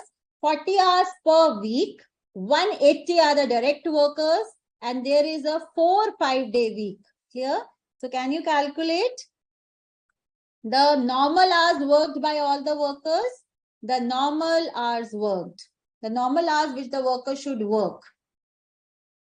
Can you calculate the normal hours which the worker should work? 180 workers, 40 hours a week, and there are 4 weeks and 5-day weeks. So normal hours are, I'm writing it over here, and please pay attention, then you will ask from where it has come. Normal hours, 180 workers into 40 hours a week into 4 weeks. These are the normal hours which has to be paid at 25 per hour. Clear? So normal hours are, now we will find out the actual hours. That is the wages budget. So the budget is you have to calculate first how much should be the normal hours. So 180 workers into 40 hours a week into 4 weeks. Clear? So 28,800 hours the worker should work. Now we have to see how much is estimated as per the efficiency of the workers and everything. We have to make the budget. Clear? So these are the normal hours and these should be paid at 25 per hour. Any extra, they will be paid. Of course, 25 per hour, they have to be paid for extra also. But over and above for extra hours beyond 28,800, they have to be paid overtime of 12.5 per hour. Yeah. So let us see how we have to make that efficiency ratio. The efficiency ratio for the productive hours worked by the direct workers is 80%. Efficiency is 80%. That means if the job is to be completed in 10 hours, okay, 10,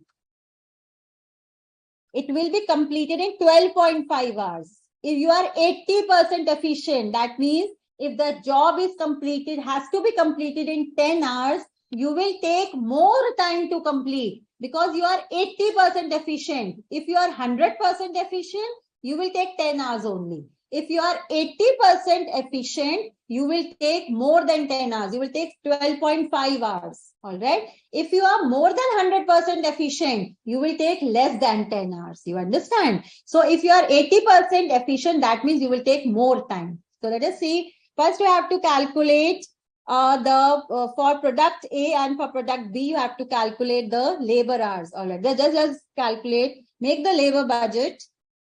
So let me make it here only. So for product A and then product B, we are making the labor budget. How many units? Production units?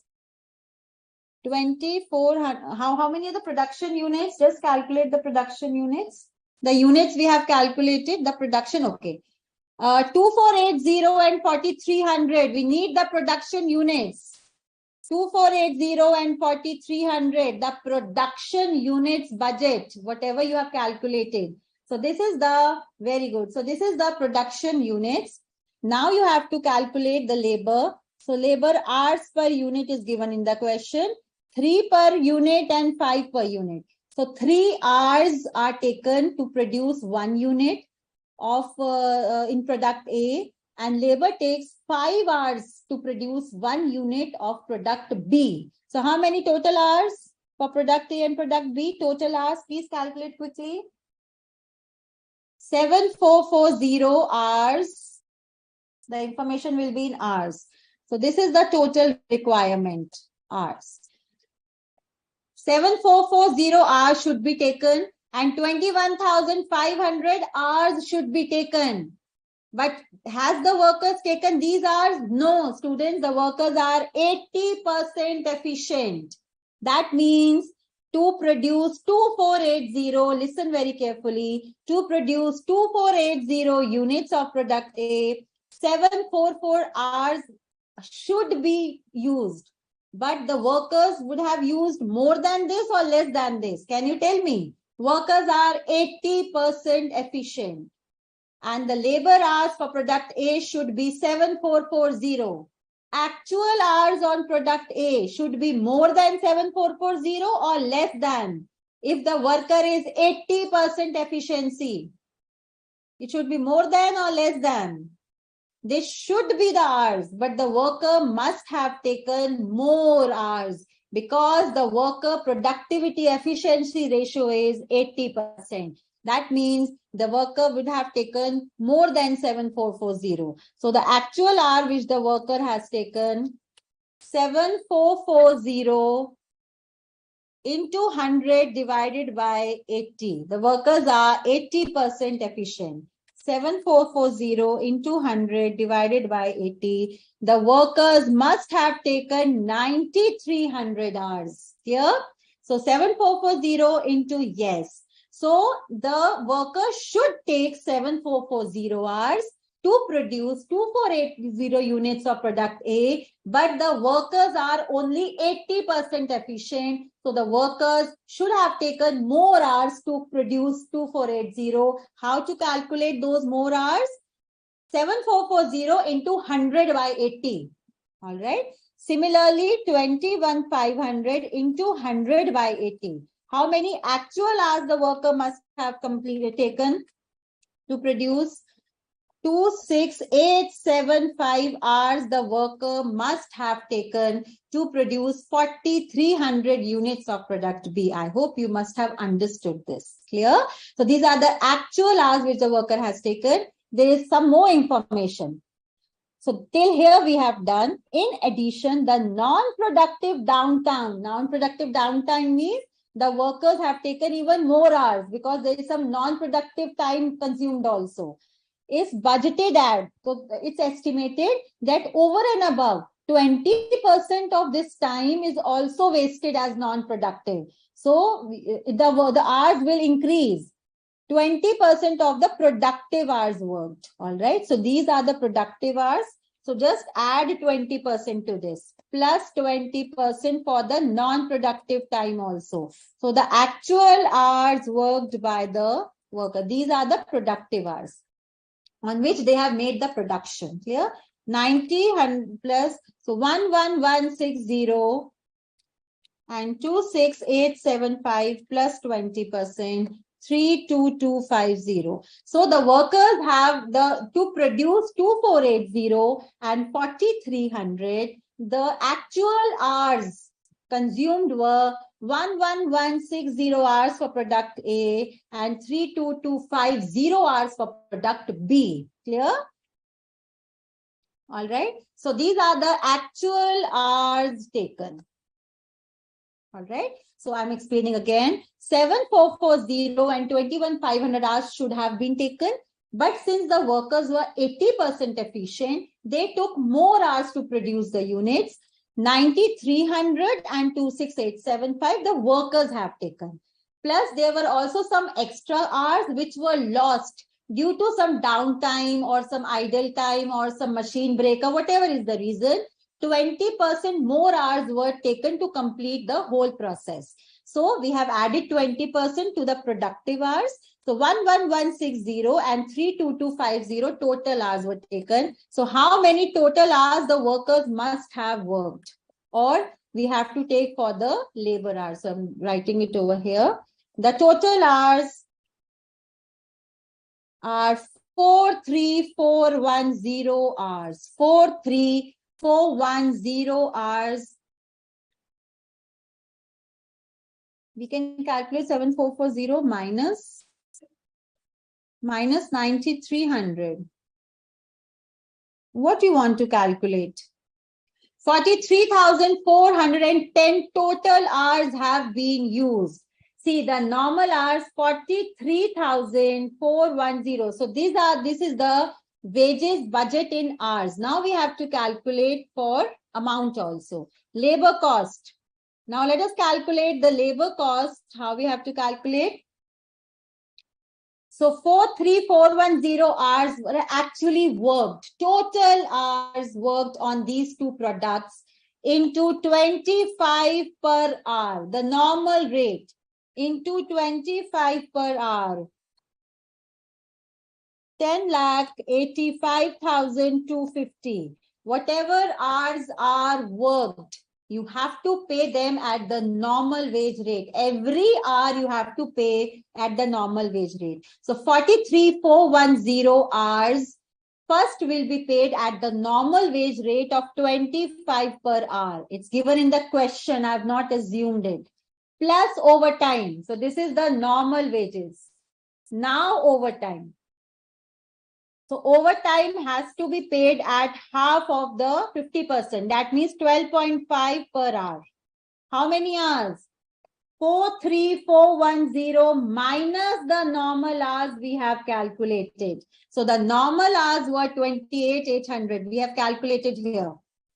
Normal hours are 28,800, but the actual hours came out to 43,410. So over and above the normal hours, 43,410 minus 28,800.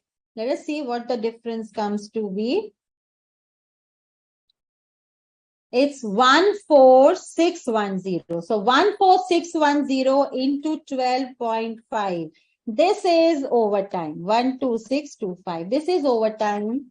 And now 85,250. This is your total wages budget, 12,67,875. So students, we have to find out the number of hours. For the total number of hours, you have to pay normal wage rate. And for the excess hours, you have to pay only the overtime, which is 50% of the normal wage rate. So this is the overtime and the normal, and the total wages budget is 12,67,875. This is the, this is the overtime. 182625 is the overtime. All right. So students, I hope you have understood this question. Let me just show you the question for the last time. We have made the production budget. Then we had made the material consumption budget. Then we made the material purchase budget. Then we calculated the cost of purchase. Then we made the wages budget. All right. If there are any, can I have the clear solution, please? We have it. Okay. So material purchase we've already discussed. This is the wages budget. So product wise, the units to be produced, hours per unit, standard hours allowed, and yes, the productive hours required for production. So 80% efficiency, 9,300 and this many hours the workers actually took. Plus we have to add the non-productive downtime, which is 20% add to the productive hours. Productive hours are 9,300 and 26,875. So these are the total hours worked. And the total is 43,410. So we have done exactly like this. For the normal hours, so these are the overtime. All right. So they have made the overtime, the normal hours into normal and the difference into both. So 25 and 12.5. Clear? So this is the total labor cost budgeted. All right. Yes. 1,268,67875 is the total wages cost. So students, we have done two most comprehensive questions, so many budgets, and you know, every budget is related to another budget. All right. So you need to remember the sequence. Then only you will be able to calculate. So I hope you have understood this question. Let's move on. So students, there are some more practice questions. I think you can just do it. So we'll be sharing the presentation with you and you can, I think, solve the question. I hope the solution are also there. So this is the budgeted sales. Here you have to make the sales budget. All right. So you have the product wise, product X and product Y. You have the budgeted sales and the actual sales. And of course, accordingly, it appears to be a simple question. So I'm just going to show you. So this is how the increase in sales has to be done. You have to prepare a sales budget. All right. So this you can practice. Sales budget is just you have to apply what all information is given. So it's a practice question. When you will be shared the presentation, I think you can practice. All right. So this is the solution also given to you. So I think you have that. You have another illustration here, which again you can practice. We have done all these the budgets. It's also part of it. So this is information. The entire company information is given, and then the product wise. All right. So this is for the entire organization, and this is for product A and product B. You have the selling price, material, and wages. Variable overhead, factory, other variable, and other fixed cost. Clear? So let's see what all they're asking. I'll just going through. So they have told you the variable factory absorption rate, percentage of direct wages, other variable cost also, absorption is given. And then you have the product C also. So you have to prepare just a budget showing the current position. So current position means for product A and B, and the position for the next year. That means 3 products, A, B, and C. Clear? You just have to add everything. Direct material, direct labor, variable factory, fixed factory. All right. So similarly, the same setup. So earlier, the current position is you have only 2 products, and the estimated product position is that you will be having 3 products, product A, B, and C. All the information is given to you. Again, direct material, direct labor, variable factory, fixed factory, and then other fixed cost or whatever. And then you can calculate the profit. Clear? Let's see if the solution is there. Okay, so exactly this. So this is a simple question, but a good practice question. So for position 2021, 2 products. For 21-22, you have 3 products. All right. So sales, it's given, material, wages, and all this information, how to apply, it's given in the question. So these 2 questions you can practice. Is there any other question? Okay. So let's move on to the concept now. Zero-based budgeting. We have next in line. Now, students, what is zero-based budgeting? See, zero-based budgeting is a form of budgeting which requires each cost element to be specially justified. See, when we make zero-based, that means we start from zero. Every year, every budgeted period, we start from zero. We don't take any reference of the past performance, past trends, past figures, nothing doing. Every time we have to decide for every budget like we are doing it for the first time. We don't take any references of the past figures. Every year, every budgeted period, the management or whosoever is the responsible person will justify that why you require this budget, why you require this activity. Suppose I want to, start the mid-meal for the kids. And for that, I have to approve the budget from the management. Or recreation facility, let us say, a table tennis room I want, or a cafeteria I want to open. So this is the, proposal of a management, of a person responsible. Then he will decide that, why this is required. Is it fulfilling the objectives? So for every activity, the person responsible has to justify and defend his case that this activity is important, how it is important, how it's going to fulfill the objective of the organization. So every time, every year, every budgeted period, you have to justify for every activity why you want this. Why? Will it be satisfy the objective of the organization? Is it in alignment with the objective of the organization? How many funds are required for this? How much resources would be required? What would be the outcome of it? How much it's going to, help in increasing the output of the organization. So for every time they have to justify if they want to approve the budget for any activity. That is zero-based budgeting. It's very, very useful because unnecessary extra budgets and extra costs, because when you follow the traditional budgeting, what we have been doing since till now, we are doing the traditional budgeting. It's going since so many years. So every time you approve the purchase budget, production budget, and then the manager escalates the budget, they increase the budget, add notional items and get it approval from the management. Zero-based budgeting checks all this. So every time you have to justify your budget. So every time you cannot make stories for approval, right? You have to speak fact that this activity is important. This will fulfill the objectives of the organization. This will increase the output of the organization. How much funds you want, why you want this much funds, and then approval will be made. So let us say 10 people are coming with their budget proposals.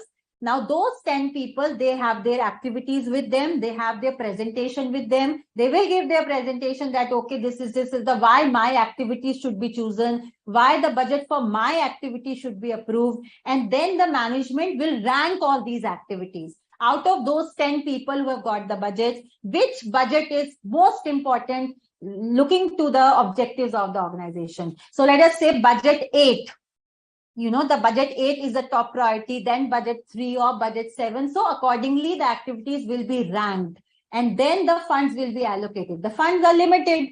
So the management will say that, okay, only out of 10 budgets, only 7 are approved because the funds are limited. So top 7, the activities which are most important, which are most to be taken in priority for the organization will be selected, and the last 3 will be eliminated. That, okay, these activities will be taken next year, these activities are not required. So zero-based budgeting helps in cutting cost to a great extent. It brings transparency in the budgeting process. All right. So zero-based budgeting is defined as a method of budgeting which requires each cost element to be specially justified, though the activities to which the budget relates are not being undertaken for the first time. Maybe those activities and budgets are being handled every year, but still they have to justify every year. It's not that this activity is being taken since last 5 years, so this time also it will get approval. No, you have to justify again this year why you want this activity. So that is zero-based budgeting. We don't consider anything from the past. We make the budget as if it's coming for the first time. So that is the significance of zero-based budgeting. All right. So the cost of each activity has to be justified. The cost has to be justified. Without justification, budget allowance will be zero. If you fail to justify your budget, you will not get approval. Zero-based budgeting differs from conventional because in zero-based you start from zero, not on the basis of trends of historical figures. Clear? And it's the zero-based budgeting starts with the premise that budget for next period is zero, so long as the demand in production is not justified. All right. So they say till it is not justified, it is zero. You will not get approval. All right. So this is what I explained in zero-based budgeting. It's an activity-based budgeting system. Activity-based matlab different decisions, where budgets are prepared for each activity rather than functional departments. You have to bring let us say if any department, there are 10 activities, you have to take approval activity-wise, not department-wise. That, okay, production budget is coming for 10 proposals. So 10 proposals will be approved. No, that production department manager has to justify each and every activity of the production department. The purchase department manager has to justify each and every activity for the purchase department. So it's activity wise, not departmental wise. All right. So it's like a, minor, it's not like a wholesome approach. It's a minor detail to detail approach. So stages, you have to identify and describe the decision packages. Decision packages means activities. You have to identify the activity for which you want a budget approval. Then you have to evaluate the decision packages. Then the management ranks the activities as per the priority to the organization. And then the funds are allocated and budget is approved. All right. So it will be activity wise. So what all activities are coming to the desk of the management? It will evaluate the activities on the basis of justification of that responsible person. And then the management will prioritize and rank those activities and then approve according to the funds availability. So that is zero-based budgeting. All right. Moving further. So these are the stages. You first have to identify, then you have to evaluate, then you have to rank on the basis of priority, and then you have to allocate the resources. All right. So this is again the zero-based budgeting. Okay. So we have the last subtopic, and this is the budget ratio. See, when I was discussing the budget and budgetary control, I told you budgetary control is, of course, making of budgets and also the comparison of actual with the budgeted. Till now, we were only making the budgets. Everything, budgeted purchase, budgeted production, budgeted consumption. Now it's the time to compare the budgets with the actual figures. All right. And then we have to see whether it's favorable or it's unfavorable, whether the actual performance has, lived up to the budget or not. If there are deviations, if there's unfavorable, then that person responsible has to be answerable. All right. So ratio is a mathematical relationship between two or more related figures. Budget ratios provide information about performance level. Clear? If the ratio is 100% or more, the performance is favorable. If the budget is 100% or less, it is unfavorable. All right. So these are the budget ratios. Okay, so we have these ratios with us. Just have a look at these ratios, please. Efficiency ratio, activity ratio, calendar ratio, standard capacity usage ratio, actual capacity usage ratio, actual usage of budgeted capacity ratio. Clear? So different ratios have been formulated to compare the budgets with the actual. Efficiency ratio, standard hours by actual hours. So ratio means 100. If it is more than 100%, it's a favorable ratio. If it is less than 100%, it's unfavorable. So standard hours are if 100 and you have actually taken 80 hours, that means it's a favorable thing. The answer, if see, I hope you know, if the numerator is greater, because it's into 100, if numerator is greater, you will have more than 100% answer. So if the numerator is greater, the result has to be favorable. The answer will be more than 100%. If the numerator is less than the denominator, the answer will be less than 100%. So if it is 80 by 100, the answer will be less than 100% and it is unfavorable. Clear? So if the numerator is greater, the answer will be coming more than 100% and it is a favorable thing. So standard hours are more than actual hours. That means you have taken less time. You should have taken 100 hours, but you have taken 80 hours. So it's a good thing. It's a favorable thing. All right. So this is how the ratios tell you the figures about. All right. So we'll just see if there's an illustration, or I will give you the example if there is no illustration. So efficiency ratio, then of course, how much efficient you are. Then the activity ratio, standard hours by budgeted hours. Budgeted hours is total estimated. Standard hour with respect to some actual figure also, you just make a standard. Calendar ratio, available working days divided by budgeted working days. So the information should be in days. Standard capacity usage ratio. All right. So budgeted hours, maximum possible hours in the budgeted period. Clear? We'll see with the help of illustration. Actual capacity usage ratio. Actual hours worked by maximum possible working hours. Actual usage of budgeted capacity ratio. Actual working hours divided by budgeted hours into 100. So there are 6 ratios which compare the budgets with the actual performance. And then if it is more than 100%, all these are favorable results. And if it's less than 100%, they are unfavorable. So shall I give you one example, or if there is any, let me see if there is any illustration. Okay, we have this illustration. So we can just take a note of this illustration for the ratios. So we have the standard working hours, okay, 8 hours per day of 5 days a week. Maximum capacity is 50. Actual working is 40 employees. So maximum capacity is 50 employees. That can, the maximum available, that means. Actual working, 40 employees. Clear? Actual hours expected to be worked per 4 weeks, 6,400. Standard hours expected to be earned per 4 weeks, 8,000. Actual hours worked and standard hours earned. The related period is 4 weeks. There was one special day holiday due to national event. All right. So the maximum days are, the maximum days we can see 8 into 5. 8 hours and 5 days a week. All right. 5 days a week. So how many days we have this ratio? Okay, so we will calculate as per the question. We have to calculate efficiency ratio first. What does efficiency say? Standard hours by actual hours. Efficiency ratio, let us calculate. Standard hours divided by actual hours. Standard hours divided by actual hours. We have this in the question. Standard hours by actual hours. 7,000 divided by 6,000. We have this information.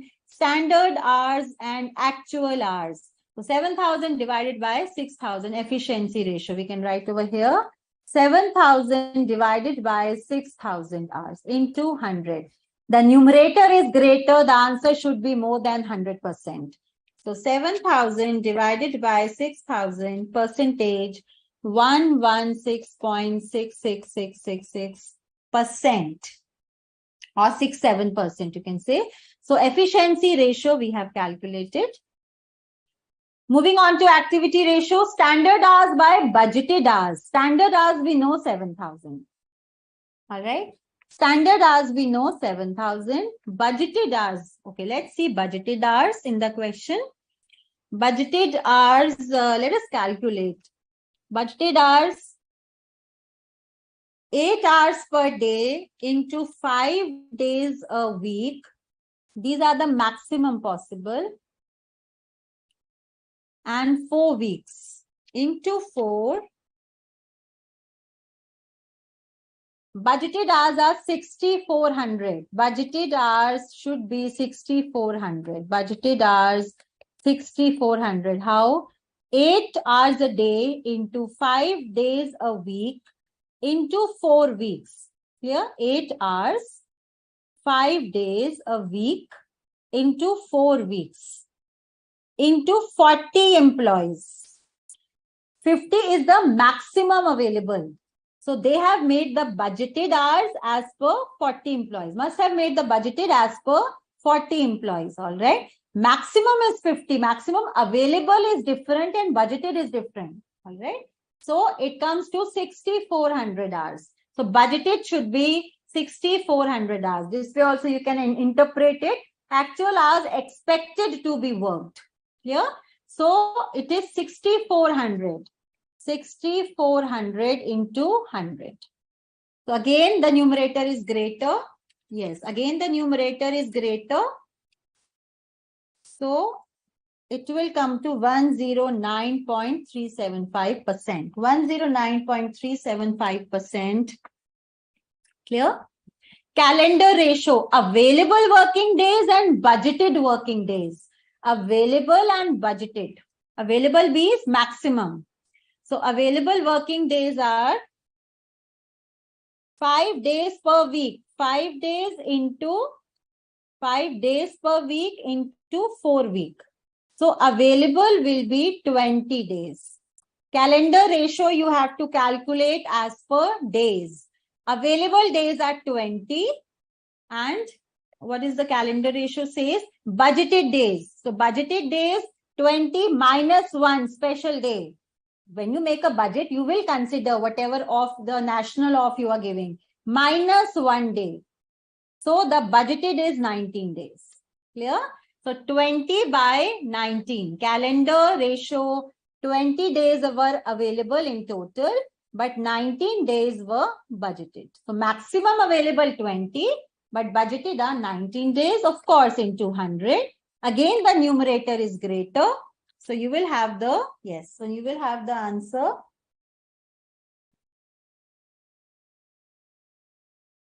Okay, wait, one minute. We have done, I think, this. You're stuck somewhere.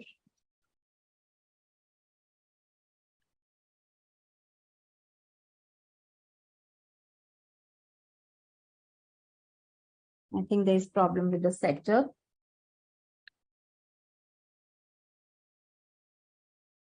Can I move it? Okay, yes. Available working days and budgeted working days. Available working days are actually 19. There is some, where's the question? We have the question here. I think there is some problem with the slide. Yeah. So available are 19. We have done the other way around. Available are 19 and budgeted are 20. Available are 19. 20 we can use, but available are 19 days into 100. So here, of course, the efficiency will be less. Out of 20, we have worked only for 19. So 19 divided by 20, it should come, just calculate how much it is. It should be less than 100% since numerator is less. 95%, I guess. So available are 19 and budgeted we can take as 20. Clear? So because there is one national holiday. Now let's move on to, yes, 95% I think should be the answer. Then standard capacity, budgeted hours by maximum possible hours. Budgeted hours by maximum possible hours. I hope you can see the slide. Budgeted hours into maximum possible hours. So budgeted hours are 6,400. We have calculated earlier. Maximum possible hours we need to calculate. Maximum possible means 8 into 5 into 4 into 50. Maximum possible. Now calculate 8 into 5 into 4 weeks into 50 employees. Maximum possible 8,000. Maximum possible hours are 8,000 and budgeted are 6,400. All right. So budgeted are 6,400. Maximum possible are 8,000 into 100. So just calculate the standard. Should be less than this. Let me calculate 6,400. Okay, so it's coming as 80%. So budgeted hours are 6,400 and maximum possible were 8,000. So we have not used the maximum possible. So that's why the standard capacity is less than 100%. Actual capacity. Actual hours worked by maximum possible. So actual hours. Let us see actual hours. Please solve it. Maximum possible. I've shown you the calculation. 8 hours into 5 days into 4 weeks into 50 employees. Maximum capacity 50 employees. So maximum available become 8,000 hours. No. Why are you calculating as per days? Please calculate as per the entire configuration which has been given. So maximum possible are 8,000. 6,400 by 8,000 are standard. Actual, how much actual work hours I was seeing? Actual are 6,000. Actual hours are 6,000. So 6,000 divided by maximum possible remains to be 8,000 into 100. Can you give me actual capacity, please? It should be less than 6,000 divided by 8,000 comes to 75%. So actual capacity, yes, actual capacity comes to 75%. Actual usage of budgeted capacity, actual working hours. Actual working hours are again 6,000. Budgeted hours are 6,400. We have the budgeted hours into 100. So actual working hours divided by budgeted hours. Budgeted hours we have 6,400. So again it will be less than 100%. How much it comes to? 6,000 divided by 6,400. It comes to 93.75%. So these are the ratios we have done. Just check the ratio for actual usage. 6,000 divided by 6,400 into 100 should be less than 100%. So my answer is 93.75%. Is it correct? So these are the ratios we have done. So we have 6 ratios and we have the illustration. So good practice question to clear the concepts of how much actual hours, budgeted hours, standard hours, maximum possible hours. So good question.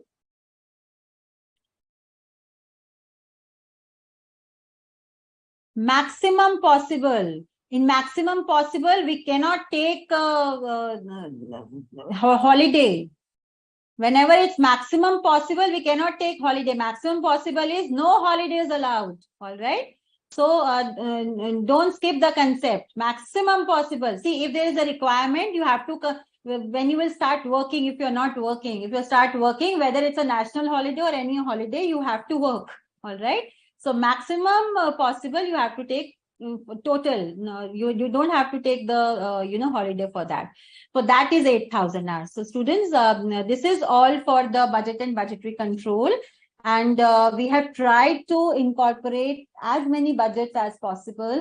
And we have done comprehensive illustrations, more important illustrations where you have to make so many budgets, but one budget cannot be made unless the other budget is made. That is the most important point. All right. So we'll be sharing the presentation with you. And you please practice all these questions again, all these illustrations again and again and again. Only then you will understand. Only doing once, it clears 40% of the concepts. When you do it again, it increases. All right. So the probability of your understanding and not making mistakes will only improve when you actually do the same question again. Don't try to do so many questions, different type of questions, that you will solve 300 questions. Do as much as you can revise before the exams. Because see, the main thing is student tries to do two, three books and hundreds of questions. But before the exams, they can hardly revise 10 questions also. So your whole effort has gone wasted. So just pick and choose those 10 questions, which includes the most important concepts, the most tricky questions. So 1, 2 conceptual questions and rest of the comprehensive questions, which will, and application based questions. See, in costing, once you know the concept, every illustration is application based. And every illustration will be different from the other. Even a single statement will change the whole scenario of that question. All right. It will seem to be similar to the earlier question, but the whole, just one sentence or one term will change the entire illustration. So be very, very careful. If you understand how to approach the illustration, I'm telling you, half of the battle is won. If you will just hurry up the things, start solving the question without reading everything, then you will not be able to complete the question successfully. All right. So for any other doubts, I think you can always send us the queries. And I've tried my best to incorporate and make you understand all the important concepts. So that is all from my side for this session. Happy learning to all of you. All the best for your exams. Do well, study hard, note the important points. Thank you, all of you. Have a great day and may all of you succeed. Thank you. Over from my side. Thank you.